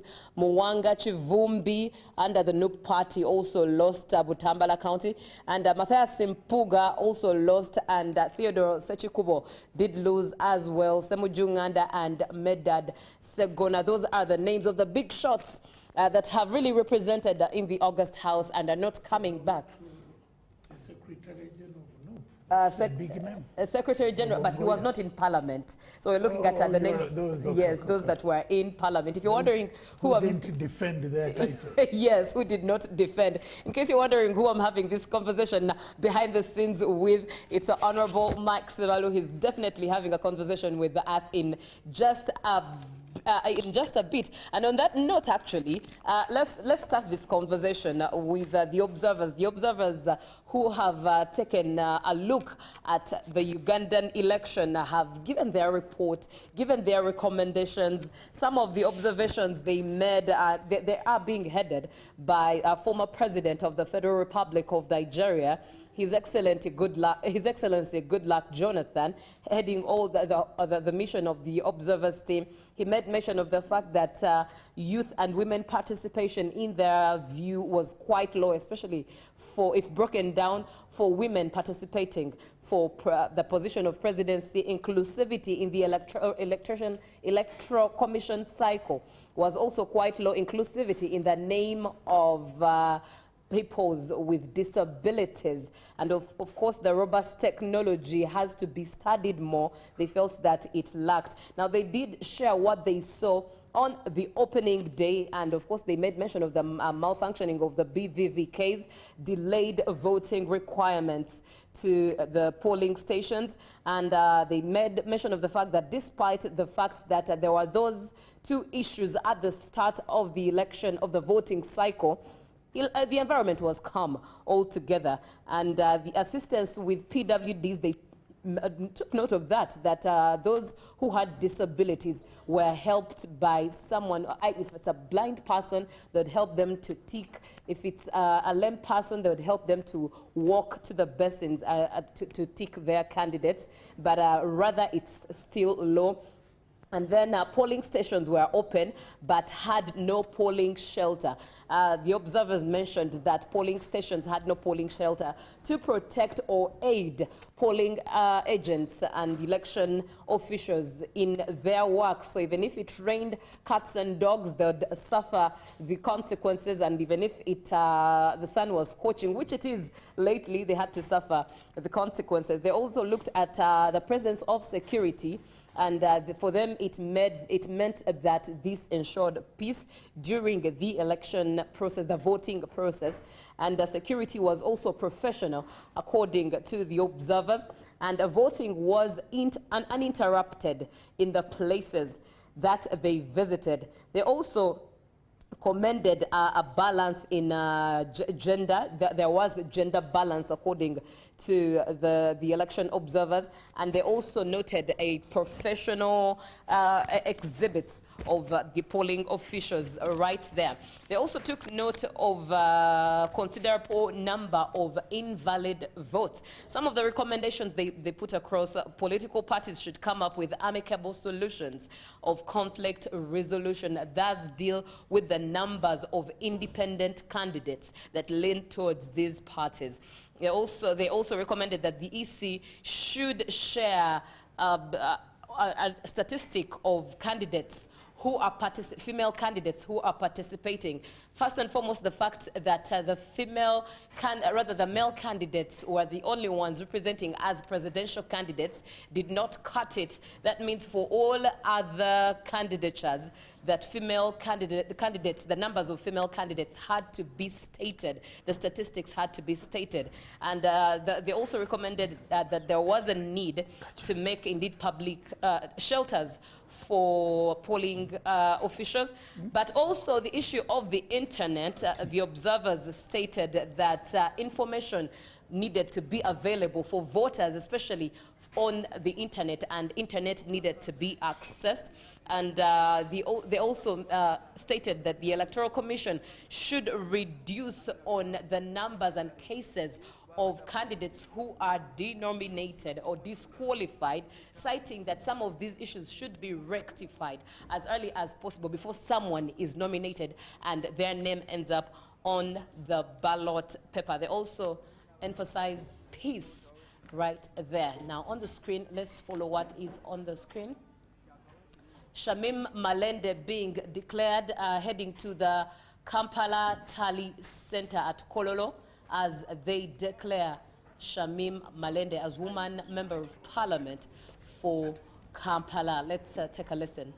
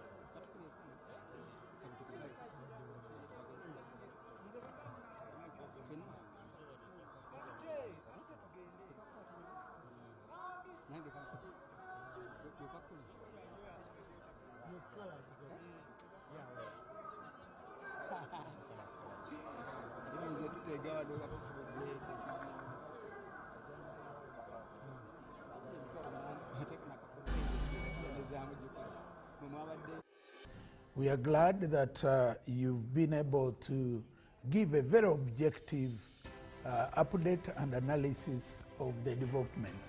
So thank you very much. I'm glad to be part of this show, and I'm available to share a thing or two about what is happening around us within the political space, more specifically the electoral updates. All right, it's a pleasure always having you and learning from you. And before we even get into the conversation of the observers and what you make of their report, let's just in a bit look at what Kampala looks like for now. Yesterday, the Honorable Misa Kabanda was announced as the direct member of parliament for Kampala, defeating Louis Wongoya of the NUP party. What do you make of that win, and what does it mean for the NRM party? Yeah, it means quite a lot. One, I think people need to appreciate that the NRM applied a unique campaign strategy, which was dubbed the parish mobilization model, which then took the electoral process within the NRM in terms of mobilization to the structures, right from the SEC, the NEC, the conference, the district conference, sub-county, parish, and then village. So we were able to engage the entire leadership of NRM at the village level, where we have 63 leaders per village. And that has had a big effect on awakening the consciousness of members, and Kampala has benefited from that arrangement. I was in Kampala working with the Honorable Rose Seninde, and we were working in Kampala and in Mpigi at the parish mobilization model, and it has had impact. So what we are seeing in terms of the voter turnout, in terms of performance, has been an outcome of a deliberate strategy, an intentional strategy, and a purposeful strategy. And that's why we've been able to get even other MPs coming out. Getting 3 MPs from a point where we had none in the entire city is something good to write home about. So I'd like to thank the Secretariat that came up with that wonderful strategy. I'd like to thank the coordinators, and I would like to thank the chairpersons of the NRM districts within Kampala that made a great contribution to what we are seeing. All right. And what you can see on your screen right now is a congratulations for Honorable Shamim Malende as she holds her form, declaring her as the official member of parliament for the 12th August House right there. We'll definitely be getting sound and the sound that matches that footage in just a bit. But Honorable Mike Sabalu, just to come back to our conversation on what this means for Kampala, yesterday, as the Honorable Mr. Kabanda was being congratulated, some questions that came through for her were in regards indeed to her campaign. Her counterpart, Louis Lubongwea, definitely is not satisfied with what came out of the result. But she also talked about her style of campaign, and she made mention of the fact that Louis Lubongwea did not campaign. He was overly confident and took it rather for granted. Do you think it's the same story? Yeah, I just want to say that I do agree with Minsa Kabanda in terms of campaign strategy. She campaigned, but also the party structures were available to campaign for her. Just like I told you, I was part of the team that worked in Kampala. We made the 63 leaders that make up Central Division in all the parishes that make up Central Division. A situation where you have a structure, you know, a good campaign depends on 4 serious pillars. The first pillar is candidate. Honorable, kindly allow me interject there as we hear from the Honorable Shamim Malende, who's looking forward to serve Kampala in the 12th August House. Currently, especially, the disappearances, the abductions, the illegal arrests, but above all, the fact that our President, Robert Kyagulanyi Ssentamu, his life is actually in danger. Right now, I specifically want to thank the people of Kampala for entrusting me with this mandate once again, and I promise not to disappoint. The biggest task that I'm going to handle is, first of all, to ensure that we defend our victory at the presidential level, because I know and I'm sure that the people of Kampala and Uganda did vote and have voted for Robert Kyagulanyi Ssentamu. I'm going to embark on the issue of bailing out our political prisoners, our comrades, together with our other team of legal officers at NUP. But I'm going to put the issues of the people of Kampala and Uganda at the forefront, especially issues touching women, the business community. Currently, you have all witnessed the irregularities, the rigging, but we shall not get tired. We are going to keep pushing until justice is served, until we are all free as Ugandans. The most important thing currently is to ask ourselves, how is our President Kyagulanyi Ssentamu faring currently? Because the last information we got is that his home had been broken into by some military personnel. And what is the stake, or what is going on in the life of other persons or Ugandans that are supporting change? Because we have also seen and heard that outside there, homes are being broken into and people are being taken, tear gas is everywhere, and gunshots are everywhere. These are the injustices that we are fighting as the National Unity Platform. And we just promise you. All right, that is Honorable Shamim Malende, who says that what her victory means is that she is to ensure on, first and foremost, defending the NUP presidency, the NUP candidature and victory at the level of presidency, but also focus on the welfare of the NUP president, that is Honorable Kyagulanyi, and of course bailing out political prisoners and putting the issues of Kampala people, especially the women, at the forefront right there as she indeed gives her victory speech. Honorable Sebalu, it's like you had something to say into that particular matter. I really, first of all, I congratulate her for making it. Right. But I want her to be reasonable and apply intellectual honesty.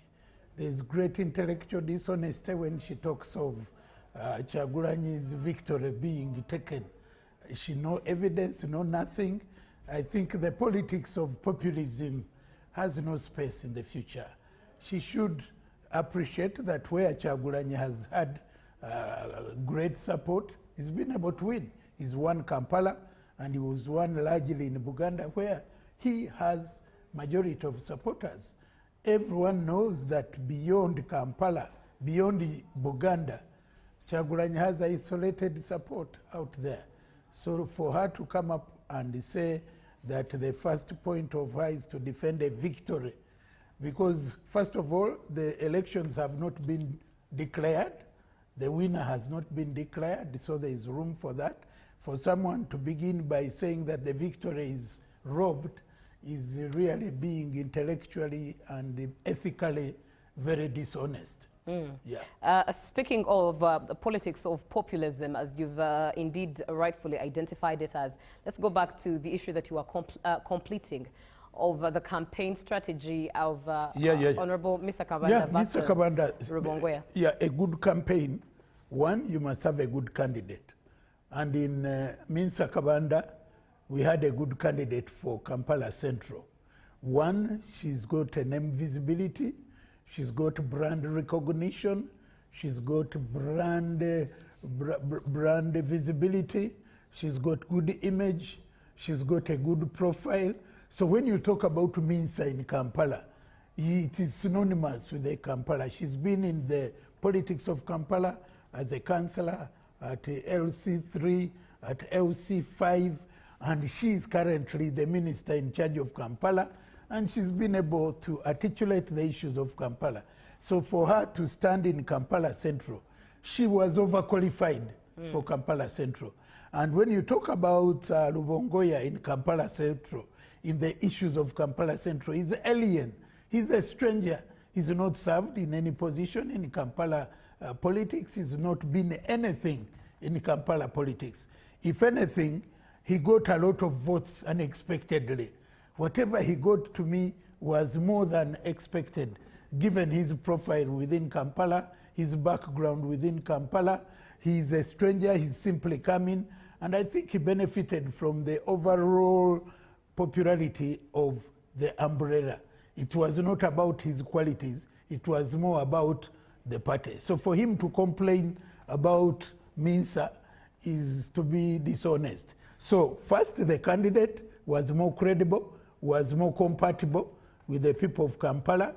Two, you talk about the message. She had a better message, a message that was informed by the overall mantra of the NRM message of protecting the gains.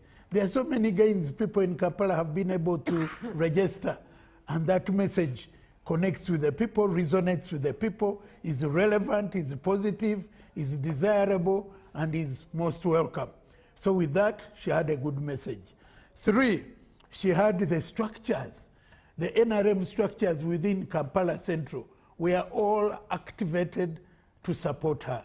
She had people talk for her, you know, at the division level, at the sub-county level, at the parish level, and at the village level. And the NRM Secretariat sent a special team to Kampala, and Kampala Central was part of the beneficiary. I addressed a number of rallies in Kampala where she was not in support of her, and many coordinators were available. So the structures are a big factor in any campaign, and a party without structures like NUPs cannot match, because there can be a lot of popularity and a lot of good messages, but the structures mean a lot. Then three, the party supported her. She had support.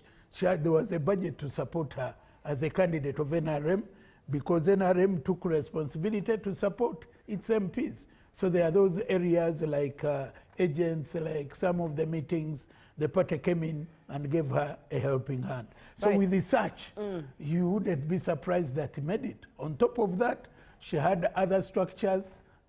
She has other networks within the city, because she's a city born, she's a city resident, and she's a big city stakeholder. All right, Honorable, let's look at the patterns now that you stated that way, in line with structures and strongholds. Let's look at the shifting patterns. 2021 was rather different. NUP was everywhere, almost everywhere. And in Kampala, of course, it's quite a surprise. Many indeed thought that Louis Rubongoya would take it because of the red and... AFP. I think the questions are similar. They rotate around his status. Mr. Kyagulanyi Ssentamu, as far as I'm informed, he's not under arrest. That is one statement I would like to make categorically clear. The deployment around his place, yes, it is visible. But we have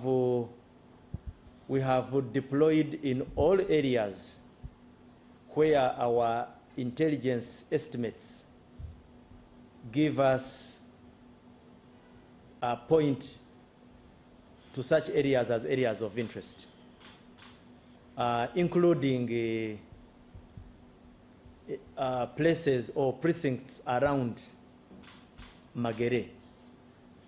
First and foremost, would like to share with you that in some of those pockets, not necessarily at Magere, but in some areas nearby, you know that we had youths who became disorderly. We also have information that most of these are under incitement by specific political actors. So we are dominating as security all areas that are of specific security interest. So it should not surprise you when we have a pickup or two near the residence of Honorable Kyagulanyi. And we don't commit any offense when we deploy in Magere. We have the right to deploy anywhere. But what I would like to categorically make as a statement is he's not under arrest. Can I just ask? Please do. If he's not under a house arrest, is he free to leave his compound? Has he? All right, in just a bit, that was from last night's report, but in just a bit we'll be at Lubowa. That was from earlier today, but later on in just a bit we are going to go to Lubowa with Jordan Lukoma, who is going to speak with Afande Rusoke and get clearer information and more information at that in regards to security, especially to the matters of Bobby Wine, his whereabouts and his welfare. So do stay tuned here on UBC TV as you follow all the updates. Right now in studio is Honorable Mike Sebalu, who is with me, and we're having a conversation chewing on elections as they come through, as the results come through, as the patterns are looking like, the statistics and the provisional results that we so far have. In just a few hours before 5, we shall have known. If anything, at 2 p.m., when Justice Simon Byabakama comes back, if anything, he could, probably might tell us and give us the final result of Uganda's constituency as to who is the next leader of Uganda's constituency 2026-2031. Julie F. Nataba here with you, and coming back to you, Honorable Mike Sebalu. Indeed, now I was asking you of the shifting patterns. Right now, what we've seen, 2021 was a wave. The name was a wave. Yeah, it was. And 2026, it's different. It's different. Where you expect NUP, you see NRM. NRM is actually making surprise wins in different areas. What do you have to say is an affiliate to the patterns? Yeah, I think what we need to appreciate is that different political or electoral cycles are influenced by the factors pertaining on the ground at a given point in time. 2021, we had COVID, so there was quite a bit of surprise. Even the candidature of Honorable Kyagulanyi was a surprise in itself. There was no precedent, there was no nothing. He was a bit of a mystery. Right now, he's not a mystery anymore. He has been demystified. Now people know the quantity and the quality of candidate Kyagulanyi. The NUP leaders that came out of that wave have been able to be assessed, and many of them have been found to be wanting in terms of leadership. So the excitement has disappeared. And so the operative situation on the ground is different. All right, Honorable, let's head to Lubowa right now. Joan, pardon me, not Joan, but Jordan is on as he is. Yes, we thank you so much for watching UBC TV. We are still coming to you live from Lubowa, much in the Sabagabo, at the National Tally Center, where the Electoral Commission is holding that tallying of presidential elections results as they flow in. We are already beyond 50% of the polling stations, and we are still waiting for more results. Now, we are going to have a chance to talk to the police spokesperson again. We have had a number of opportunities to talk to him. Afande Kitoma Rusoke, I beg your pardon. He's already with us here. And mainly, there are allegations that the president of the NUP, their candidate as well, Honorable Robert Chagulanyi Sentamu, has been arrested and is not at his home, and everyone close to him is not allowed to access his home, his contacts, or anything like that. We have an opportunity to talk to the police spokesperson, and we'll have that cleared. Afande, good morning once again. It is afternoon. It is already afternoon. Good afternoon. Oh, good afternoon. Yes. We thank you so much. Okay. Now, what is the fact about this? Have you guys arrested Bobby Wine? One of the facts is that he's not under arrest. The other fact is that whoever is peddling this allegation is a naked liar. Why? Because he is in his home. And I guess you need to give the people the extent of the naked lie they gave. One, they said that we had deployed a chopper which came, airlifted him and took him to an unknown destination. Yes. Lie. It's not true. Is there anything that has happened that could have been misinterpreted as an arrest? No, they are trying to be relevant, and this is not the first time that they peddle this kind of lies. They come up one day, say he's going to be killed, then it's not true, then they wake up another day. It has been a song. The only difference is that people still believe it. That's why they have found it.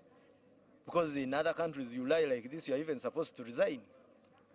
You get it? But these are people who society has come to accept them. They are not answerable for their immoral conduct.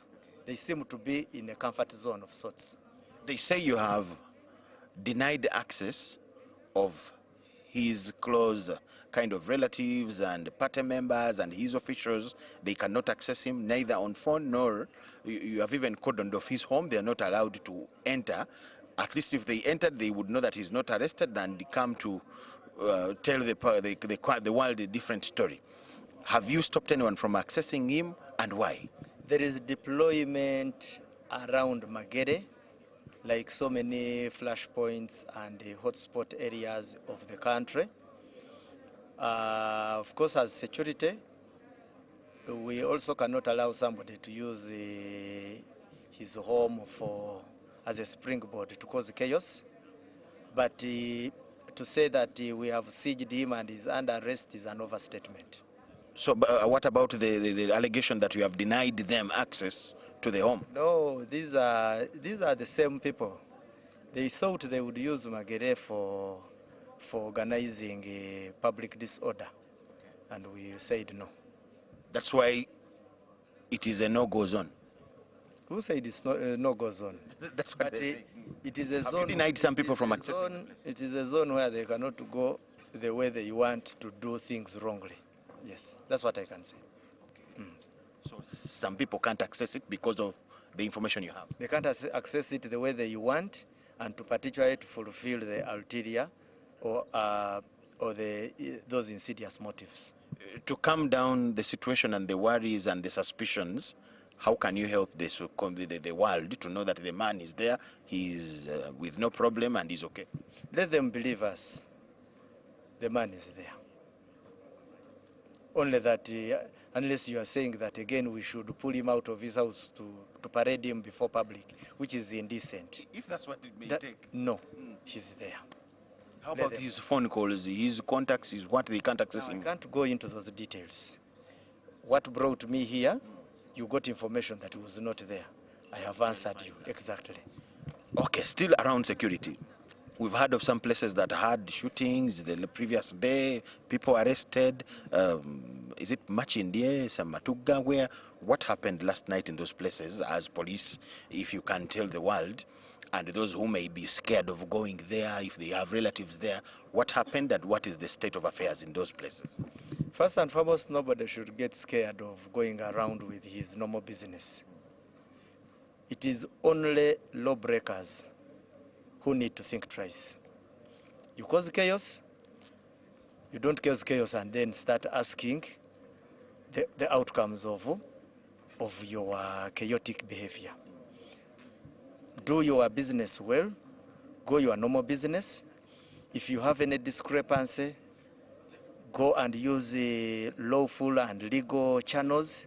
Challenge whatever you want to challenge, but do not dream of using violence, because violence begets violence. Secondly, you cannot control the outcomes of violence.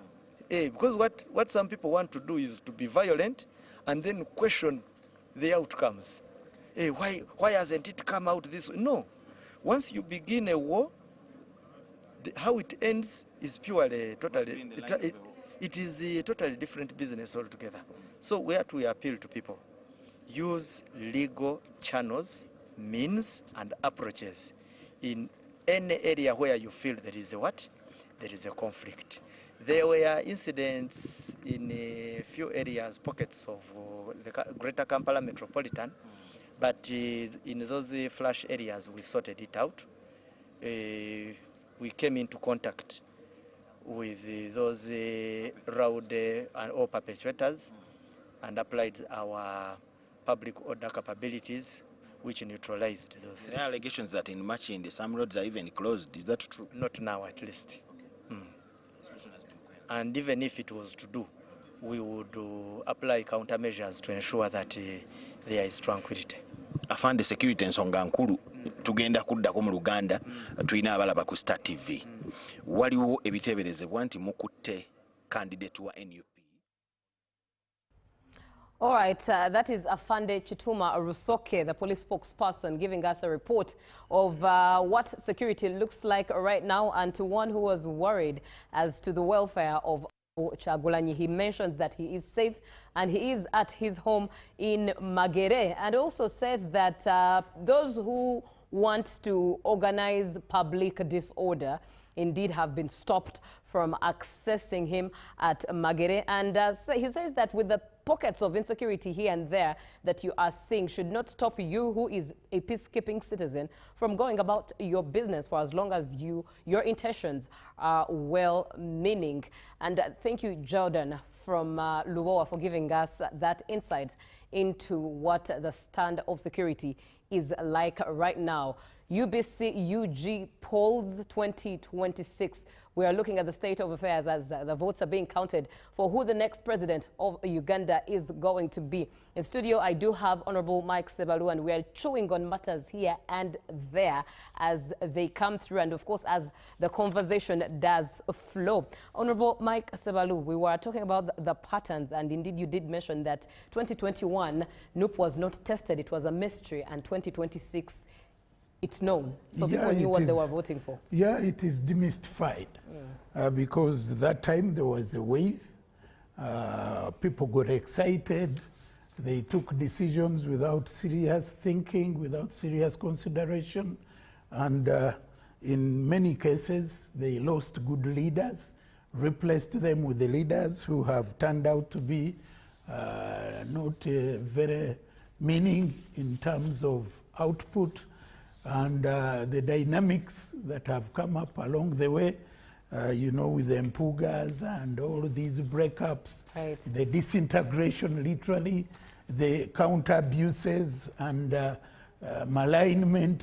So people have come to appreciate what NUP is in terms of quantity and terms of quality. The kind of members that came to Parliament, some of them are yet to make their maiden speech, and yet they are campaigning for re-election. All those dynamics have been able to demystify the mystery around NUP. So coming round, we prepared for them because we knew what they were made of, what they stand for, what they are capable of, and what their ability is in terms of leadership.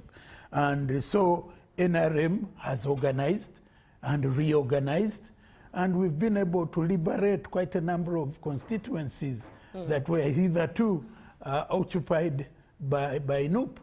Even in terms of performance, NRM is performing much better than it did in those areas that are considered to be NUP favorites. So basically, it is not surprising at all that in Kampala we are able to get 3 MPs so far, and even the average performance at the presidential level is much better. All that can be explained, and it is attributed to the strategy that we used.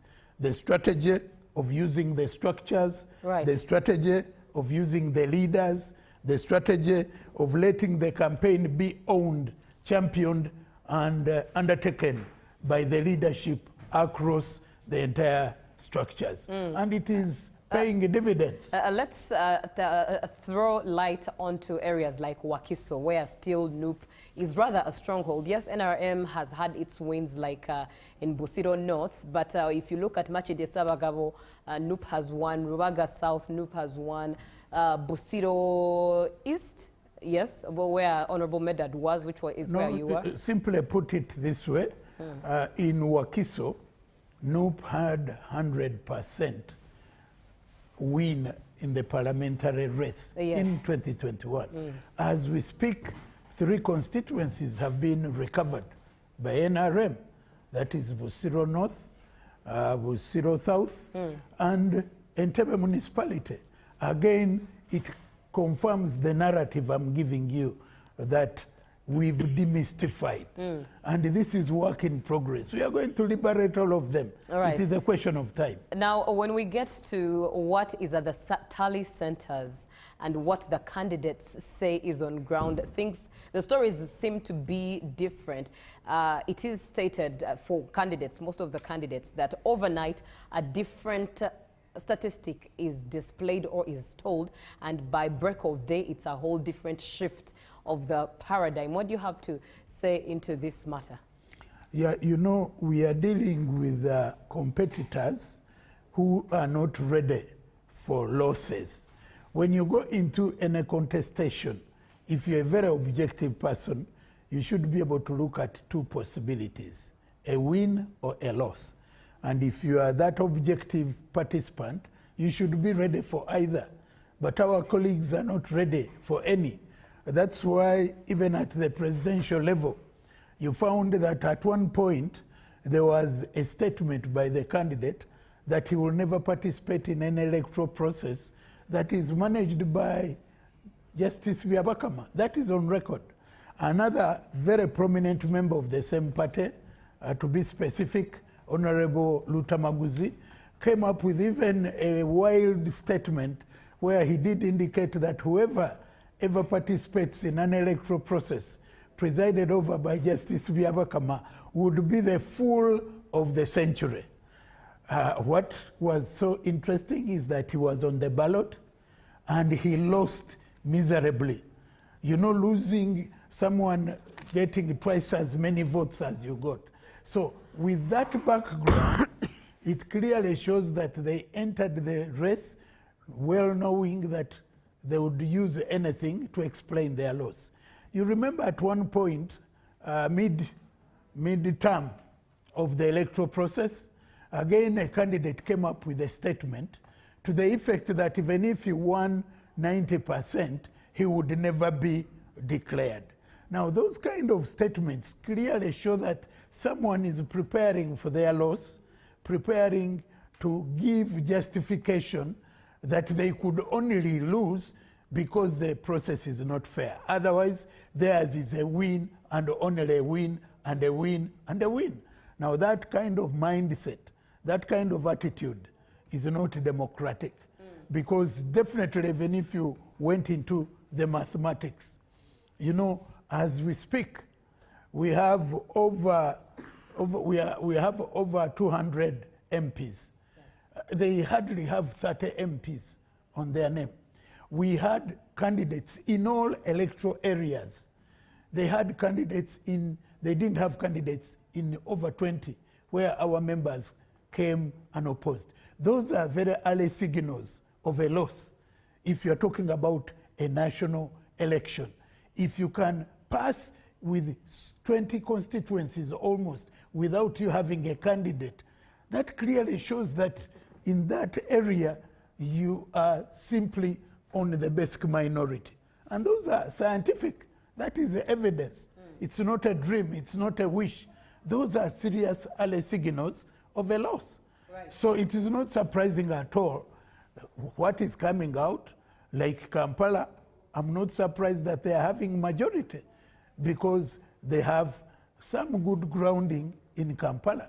But for NRM to have some 3 clearly shows the effort we've put in, and I would like to salute the Secretariat, Secretary General, Right Honorable Todong and your team, Madam Seninde, Mobilization Director, and the team. You've done a good job, and the leadership of Kampala, the chairpersons and the decks, you've done good, you've delivered. Even the average in terms of the presidential tally is much better than 2021. Right. On that note, I would like for us to actually look at the general overview of the results as they're coming through. But before that, would like to say thank you very much to Cafe Pub that is making sure that we are enjoying African coffee on set as we take on this marathon, bringing you updates and facts as they appear. Now, Honorable, looking at the general overview, 6th provisional results as they've been released so far. Of course, candidate Yoweri Museveni is in the lead with 7,643,778 votes. And then second to him is candidate Kyagulanyi, who is at 2,601,150 votes. But to add to that matter, some of the agents of all the candidates, some of the presidential candidates that have contested in this election cycle have been have made statements. Our field reporters at Lubowa have got to have conversations with them, and they've given comments such as the NPP's representative, that is Sharif Sentongo, the Secretary General of the NPP, says that the results do not match with the declaration forms on ground. And he also says that the process has not been clean at all, and that Justice Simon Byabakama has not followed the law, especially with the question and event of the BVV case. When it comes to the BVV case, the ANT representative, the one representing General Mujisha Muntu, also said the BVV case was such a shady move, especially with how quickly the decision was made to switch to Ugandans using their registers, manual registers. Of course, many candidates indeed come through with different comments. With the provisional results as they appear right now, we are left with probably one. By 5, we'll be knowing who our president is 2026-2031, and with some of the comments coming through from agents of opponent candidates. What is your general overview? My general overview, first of all, I would like to congratulate the chairperson of the Electoral Commission for having taken leadership to manage a difficult situation that was not foreseen. The failure of the biometrics gadgets was an unfortunate incident, but it needed good leadership to take a decision in order to avert a situation that would not be good. So for them to have taken a decision, and a decision that gives a formidable alternative, was something good to write home about. We need to appreciate the biometric gadgets vis-a-vis the voter register. What is PRIM? What is PRIM is the voter register. That is the authentic source of reference. What the biometric machines were going to do was to help validate what is in the voter register and put a higher level of transparency and make the process more more accountable. Because what is in the voter register is what is confirmed by the biometrics. You know, your facials, your thumbprint, and all that. So without the voter register, the machines would be useless. But with the voter register, you can still do a good job even when you don't have the machines. Although when you have the machine without the voter register, you wouldn't be able to do anything. So the voter register was a very fundamental reference point. So in a situation where the machines have failed and you don't have a fallback position, you could easily throw the country into anarchy, where then you have to postpone the electoral process, something that would be very risky. So the decision taken was a good decision. For me, I even want to say they took a little long to take that decision because it delayed to a bit of about 2-3 hours. That decision ought to have been taken even much earlier. So that is the explanation for that. The second aspect of those agents, like my brother Sentongo, who is at the Tale in Chigo, some of these political parties, I appreciate them. I don't want to appear like I'm undermining them. But I want to say the Peasants Party, I never saw any representative where I voted from. I hardly saw any representation anywhere in the country. And I think they are just represented at the national tally. So for them to come up with the generalities when they were not active across, because even in terms of engagement, in terms of the campaign, these are candidates who are there, we appreciate them, and they are given an opportunity to say something, but I want to say I take their points, but I don't take them seriously. All right, while you appreciate the Electoral Commission on the decisions made and how they are performing, the one representing candidate Muntu at the Tally Center made mention of the portals that are through which the results are being transferred. And he said that they are not user-friendly and they are a very huge indicator of a lot of the unfairness going on and the results mismatch going on right now between what is on ground and what the Tally Center is receiving. What would you have to speak into that, especially on the side of the Electoral Commission? First of all, I wouldn't want to go so deep because that is an allegation that I cannot verify. But my view is that the chairman has been sharing the details on the screens of the source of the overall pronouncements that he makes, and that is subject to engagement. And if they have any issue, I simply want them to take the rightful channels. I don't want to believe that the candidate, the agent of Mugisha Muntu, is contesting what they are having, because in many of the areas that I listened in, they returned 0. And whether that has been manipulated and changed, I'm not too sure.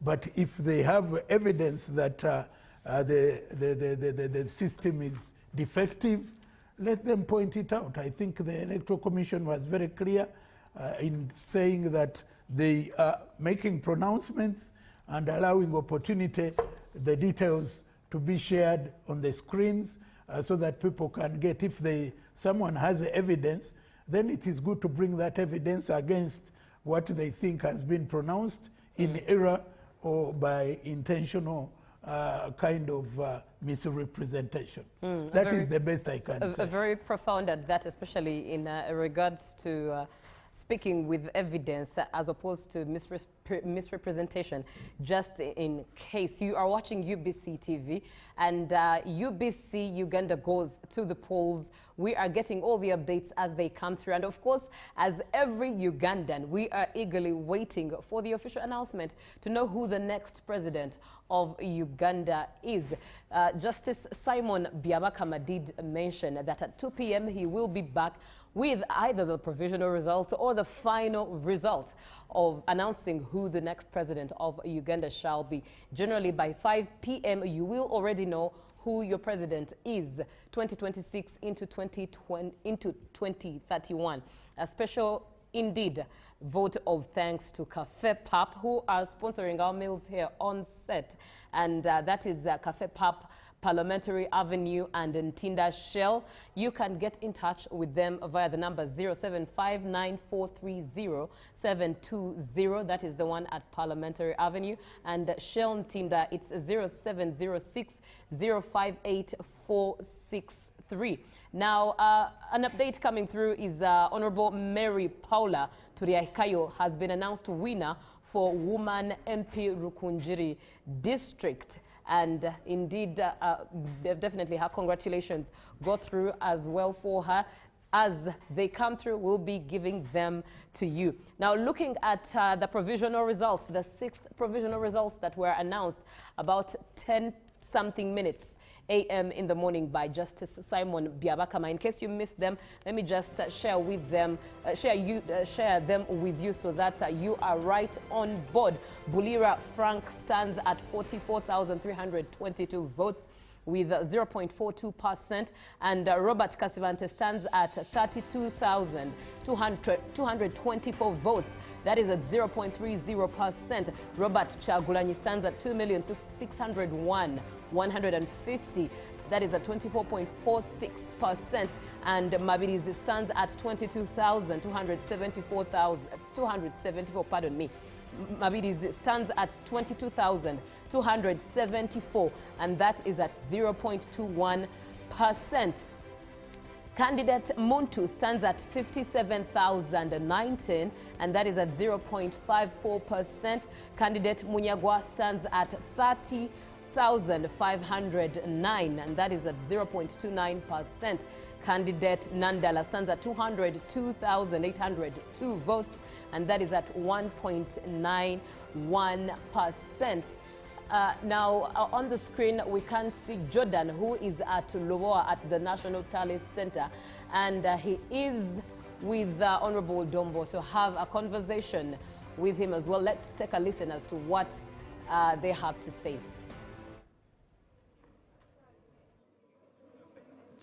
Yes, we thank you so much for watching. We are still coming to you live from Lubowa at the National Tally Center here, Machindi Sabagabo, as we wait for the Electoral Commission to come and give us another release at 2 p.m. We still talk to different stakeholders in the electoral process, political parties, security, the Electoral Commission, all of them, because they have information here and there that we need as the public. Now, I have the spokesperson of the National Resistance Movement, and that is the Honorable Emmanuel Lumala Dombo. They are leading in the presidential results that are provisionally available. We want to know how have they made it. There are also allegations, Ntibabie. Is it true? How have they, what is the magic? Honorable Dombo, good afternoon. Good afternoon, and good afternoon to our viewers. Yes. First of all, how have been the campaigns, the whole process to now, ever since your candidate was nominated to now? How has it been? From the time of nomination, we have run a very serene process with our candidate observing all the agreed SOPs of the law, of the guidelines, and of the dates of the rallies that were agreed by the Electoral Commission. We only had the challenge in Leango sub-region, where we had to omit 2 rallies, the one of Kole district and the other of Lira district, because of unscheduled or scheduled state duties that were more important than the campaigns, and where the candidate had to go and attend to them. But we had to make up towards the end of the elections, and we moved in all scheduled rallies, including other meetings that were also agreed with the Electoral Commission as a process. So the campaigns has been very serene, very good, and the public has been very enthusiastic, coming to our rallies in big numbers, and at times members of the opposition, or those who don't support us, would allege that we are using school children, but school children don't vote. If the accusation was that we are using AI on the rallies, that we are using school children, how about the voting, which was witnessed by the agents of every candidate? So we have been able to deliver a victory, which is about to be announced by the Electoral Commission. But it took a number of things. The first one, the message of the president in the manifesto. It was a consistent message from the first rally to the last rally. He could only change it by different examples given or by changing the names of the areas where we were. But the message was one, the 7 Matofalis contributed by NRM and His Excellency the President to the government or to the Ugandans. And those were consistent. The second one was the organization of the campaign. Previously, we used to have a national task force. This time, the Central Executive Committee served as the central campaign task force for the campaigns. And the Secretariat served as the operational level in order to ensure that the facilities, the resources, the materials are transmitted to the party structures, and the party members and leaders took over leadership of the campaigns. And then finally, vote protection was ably done and provided for by the party. They selected very good vote protectors. They were trained. They retrieved all our declaration forms. And I'm very sure, even if anybody chose to contest the victory, we are very ready with the answers. Okay. So, the performance you had in 2021 is not as good as what we are seeing currently. Did you have some mistakes in what you have listed, 2021, that you went ahead and corrected all that you didn't do right in 2021 in order to have a better result now? In 2021, there was a pandemic. We did not have open campaigns.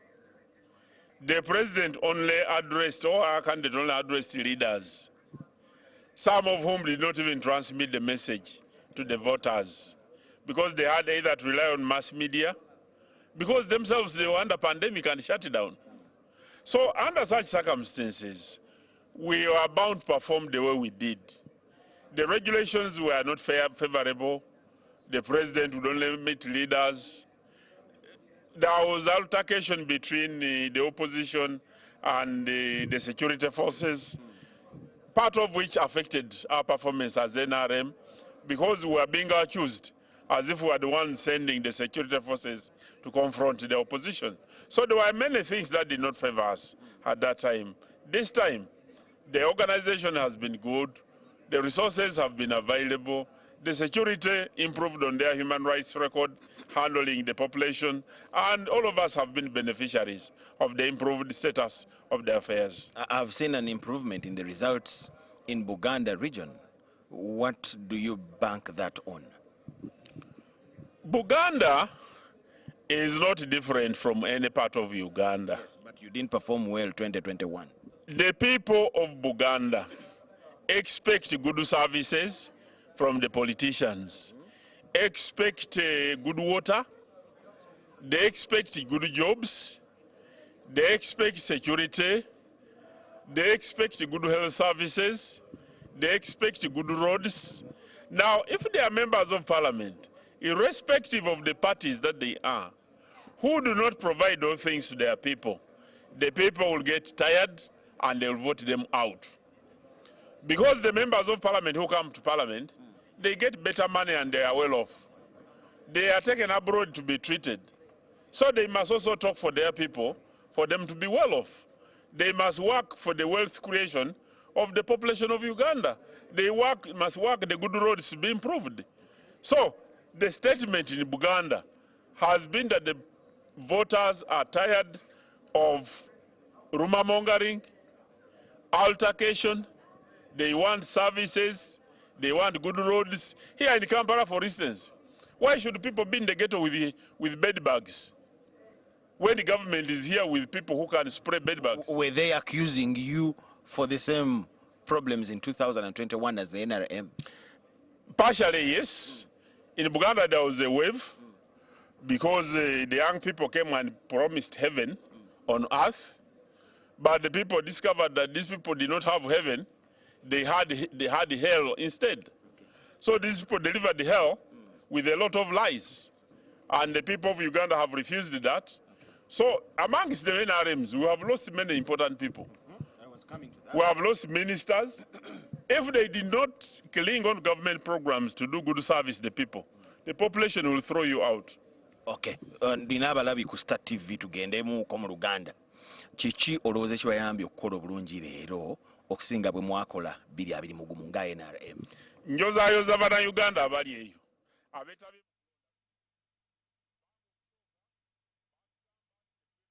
All right, welcome back from that interview of being sold hell or heaven. That is Michael Jordan Lukomwa, who has been speaking with the Honorable Dombo from the NRM party. Now, at this point in time, definitely UBC UG goes to the polls, and it's that time I get to hand over to the newsroom, but we'll be right back with Honorable Mike Sebalu to speak more into the matters and events as they unwrap. And we'll definitely look forward to a conversation from the Chief Mobilizer, Honorable Seninde. She'll be speaking with us a little later on. And former EC Chairperson, Badru Chigundu, will also be having a conversation with us. Looking forward to those conversations, but definitely so looking forward to what the newsroom has in summary, of course, with what's happened, but of course, most importantly, the updates coming through as to who has won, who has lost, and if the numbers have increased for the different parties in regards to parliamentary representation. It's UBC TV that you are watching. UG goes to the polls 2026, and definitely eager to serve you, definitely eager to give you all the information that you need as it comes through and indeed as you receive it. Thank you so much for being on as well. For those who are sending text messages to our text number, thank you so much for notifying us and allowing us to be your company in your living rooms, especially as you spend time home in this rather forced or long holiday, but one that has allowed you to relax on just your screen, getting back a bit to the analog, seeing as in Uganda it's quite dark with no internet whatsoever.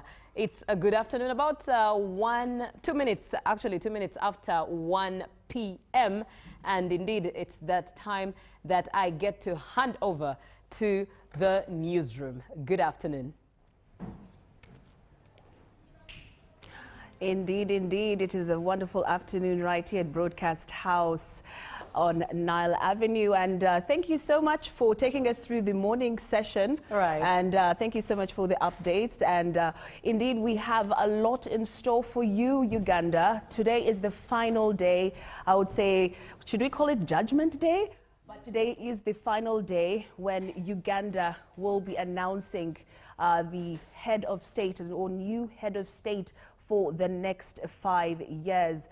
I'm Lorraine Masika Kazimoto, and of course I will be joined with my colleague Edward Kijanangoma Rukidi. He will be joining me later on in just a few, actually. Now, we have a lot in store for you when it comes to the updates of the presidential polls. That happened on Thursday. Thursday, the 15th of January, Uganda took to the polls to elect or to vote for their presidential, the new president from 2026 to 2031.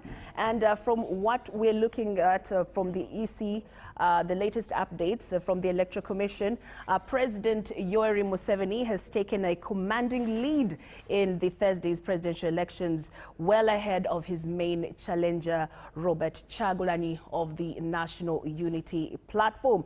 Now, Museveni dominates with 71% of the votes as EC tallies 93% of the polling stations. Robert Kyagulanyi is in a distant second with 24.46% of the total results as so far released. Let's show you an update on that.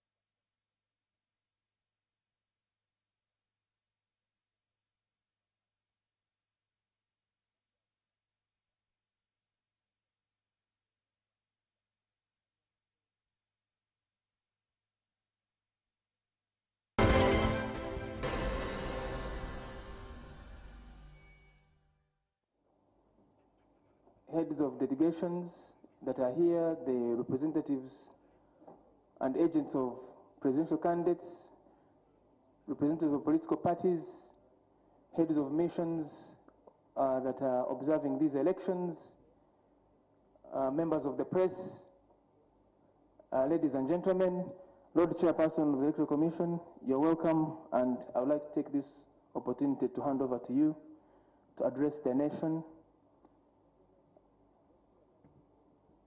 which is waiting for the message of the Commission this evening. Thank you, sir.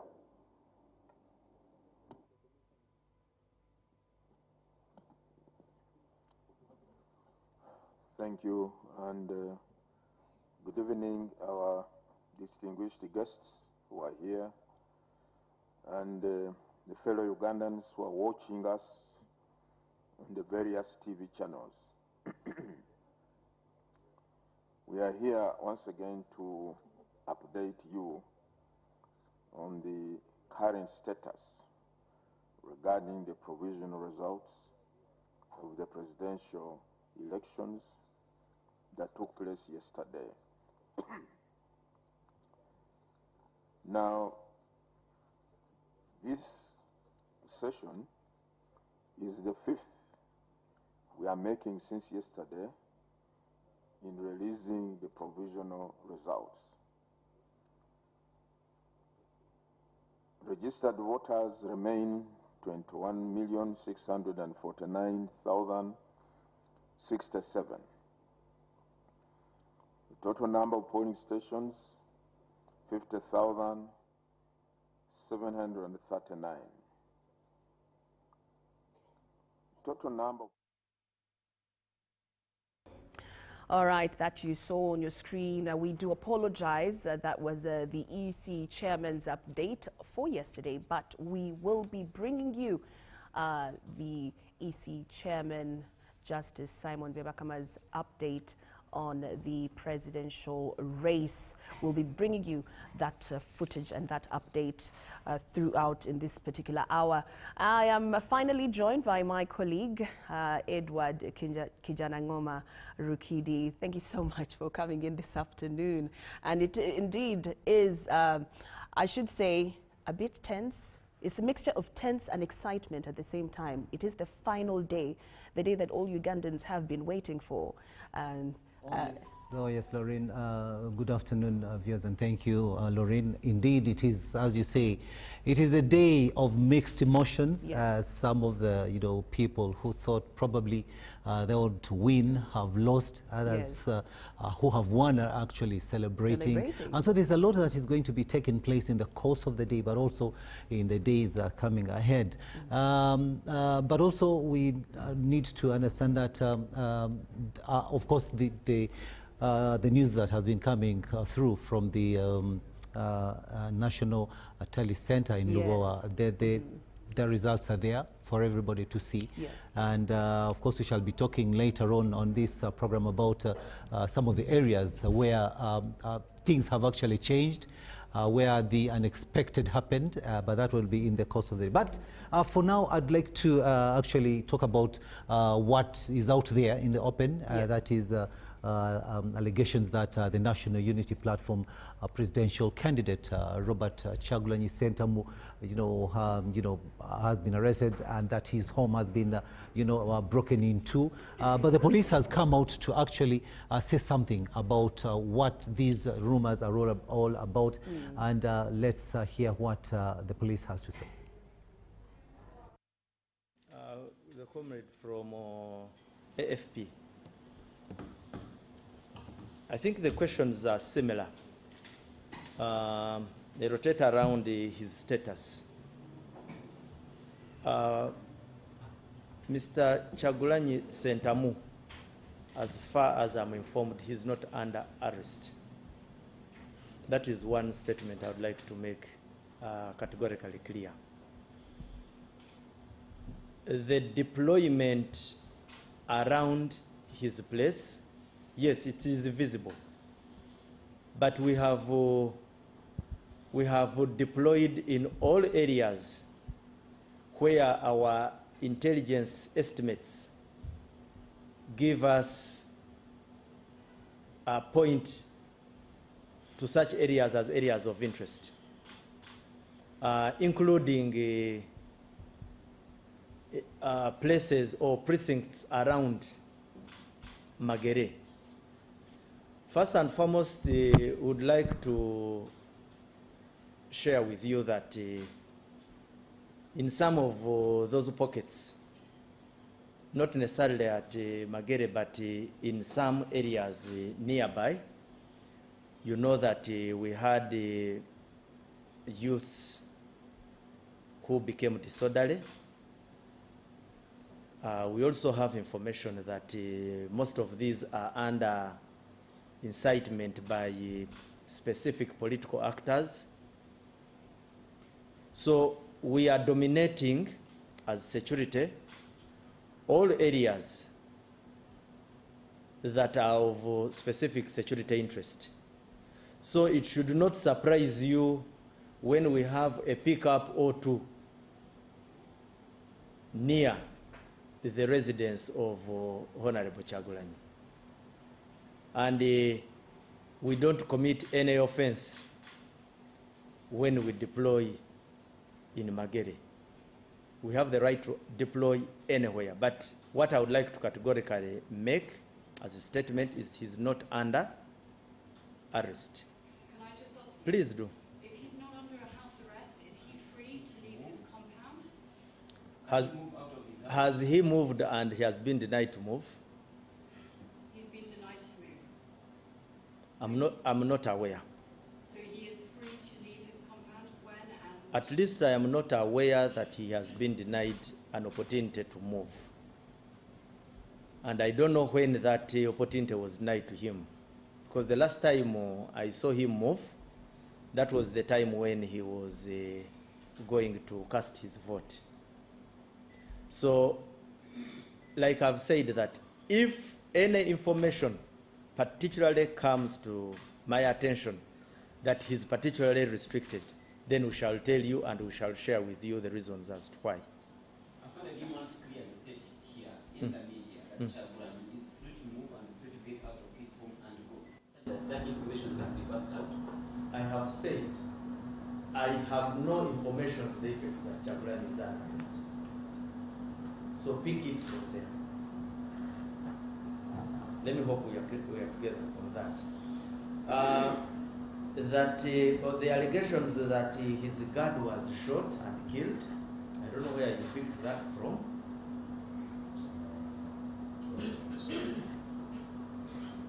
Yeah, you can see, and you know the quality of social media in the world today. It is full of very unserious allegations, very unverified, and very insightful. I think let's always pick information from credible and reliable sources. Because what we know is that most media spaces, especially social media, the diaspora, are simply trying to create that kind of insightful picture. So that allegation cannot be true. Yes. As to whether public can access him, first and foremost, like we have told you, we have courses in areas we feel are security hotspots. We have not necessarily denied people from accessing him, but we can also not tolerate instances where people use his premises to gather and cause unnecessary violence or incite violence. So we cannot allow an environment to be used as a springboard for chaos. Yes, police spokesperson Chituma Rusoke giving you an update on security and more so making a clarification on the alleged arrest of Robert Kyagulanyi Ssentamu, the presidential candidate for the National Unity Platform. Now, I want to take you back to the Electoral Commission chairperson update on the presidential race as it stands, as it stood as per this morning. Remember, the Electoral Commission gives an update on how the race is going let's say every after 3, 4 hours, and we're expecting another update at around 2 p.m. But I take you to the update that happened earlier on today morning. Today or this morning, would like to release further provisional results of the presidential elections as we stand at this hour. The total number of registered voters remain 21,649,067. The total number of polling stations are 50,739. As we talk now, the total number of police stations from which we have obtained the results are 47,499, representing 93.61% of the total number of polling stations across the country. The performance per candidate is as follows. Bulira Frank Kabinga, 44,328, representing 0.42% of the valid votes cast for the candidates. Kasvante Robert, 32,224, representing 0.30% of the valid votes cast. Kyagulanyi Ssentamu Robert,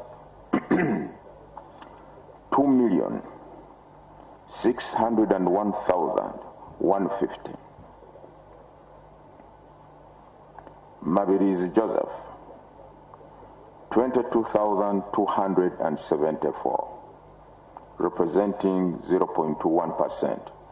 Sorry, in the case of Kyagulanyi, I beg your pardon, that tally represents 24.46%. 24.46% for Kyagulanyi, who has 2,601,150. Mugisha Gregory Muntu Oyera, 57,019, that is 57,019, representing 0.454 of the valid votes cast. Munyagwa Mubarak Serunga, 30,509 votes, representing 0.29% of the valid votes cast. Nandalama Fabi James Nathan, 202,802, representing 1.91% of the valid votes cast for the candidates. Yoweri Haburwa Kaguta Museveni, 7,643,778 votes, representing 71.88% of the valid votes cast. The valid votes in total for all the candidates are 10,634,084. Invalid votes, 264,015, 264,015, representing 2.42% of the total votes cast. The total votes altogether, 10,898,099, representing 50.34% of registered voters. Spoiled votes, 38,223. This is the current update.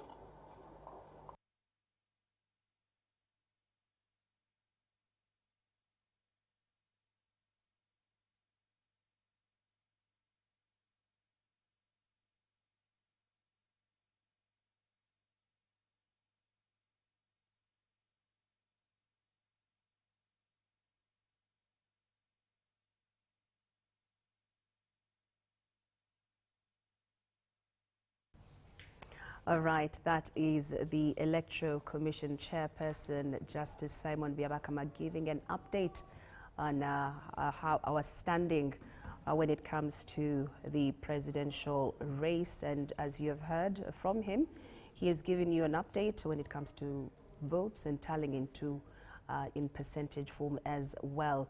We continue to bring you updates on what is happening, of course, across the country. And of course, we have heard, Edward, a lot of celebrations here and there. It's mixed feelings, you know. We've been getting updates from some of our reporters who are in Kololo, at the Kololo Tally Center. Updates are coming in real hot. So don't dismay. We still have a few more hours to go. And yes, indeed, we still have about 3 hours to go until the president is finally announced. And indeed, correctly, as you've put it, celebrations going on in different places across the country because some people have already known their fate. Those who have won are actually celebrating, and you know, the returning officers continue to announce winners of the directly elected members of parliament and district women representatives. And the thing, Laureen, is that several long-serving members of parliament have actually lost their seats, and this is a clear wave of closely contested parliamentary seats in as far as voter delivery is concerned, and this is a surprise. But you know, candidates of the National Resistance Movement, several of them have actually registered significant gains, defeating incumbents. If you allow me, I could read some of these people that have really, you know, made it. We have the latest updates regarding the parliamentary representatives. We have Tuesije Stephen of the NRM, who has won the Buyaga East, while Dennis Namara, who also of the NRM, has you know, taken Buyaga West seat, with Naziwa Margaret, also of the NRM, winning Kagadi Women Member of Parliament seat. Meanwhile, Matia Kaseija of NRM is retaining his seat.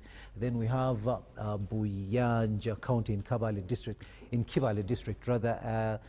Dr. Emily Kuginza, NRM, who has won Buyaga East. Nabaduka Annette, who is an independent Kibale Woman Member of Parliament. Premier Robina Nabanja, and retaining the Kakumiro Woman Member of Parliament seat. Then Professor Lubega George, NRM, Bugangezi South, Onesmus Twin Namasko, NRM, who has actually bounced back for Bugangezi East. We have Lydia Wanyoto, who has bounced back for the Mbale Woman Member of Parliament. The Dr. Crispus Kionga, NRM, bounces back for Bukonzo West. Kasese District gets 5 NRM Members of Parliament. And this one, Lorraine, we shall really be talking about it in the course of this broadcast, because formally, if you remember, Kasese blue and opposition, 100%. But today, when this is happening, this is it's now yellow. This is big news. So this is big celebration for the NRM party. Exactly, and of course we're talking about celebrations here. Yes. 5 MPs, yes, all NRM. It is something people are going to celebrate. Then also we have all FDC MPs have lost in Kasese District, as we've just been talking with my colleague here. Then we have, of course, that means candidate Yoweri Museveni has taken Kasese. NRM has taken Kasese. Then we have Dr. Rude Amande, who has won Bukonzo East seat. Kambale Ferigo retains Kasese municipality seat. Itungu Sara has won a Kasese district woman seat, and Kitenywa Sowedi has won Usongora North. Other people we can talk about are Professor Ephraim Kamuntu, who has taken Shema South, and also he is NRM. We have NRM, and we have Dixon Kateshumwa, NRM, who wins Shema municipality. Then we have Kahindo Tafide, NRM, who has taken Ruhinda Central, and Dr. Elioda Tumwesije, also NRM, taking Shema North, and Amelia Chambade has bounced back Mawokota North. So those are some of the winners, and definitely they must be celebrating. Should we also talk about the people who have emerged winner under the NRM ticket?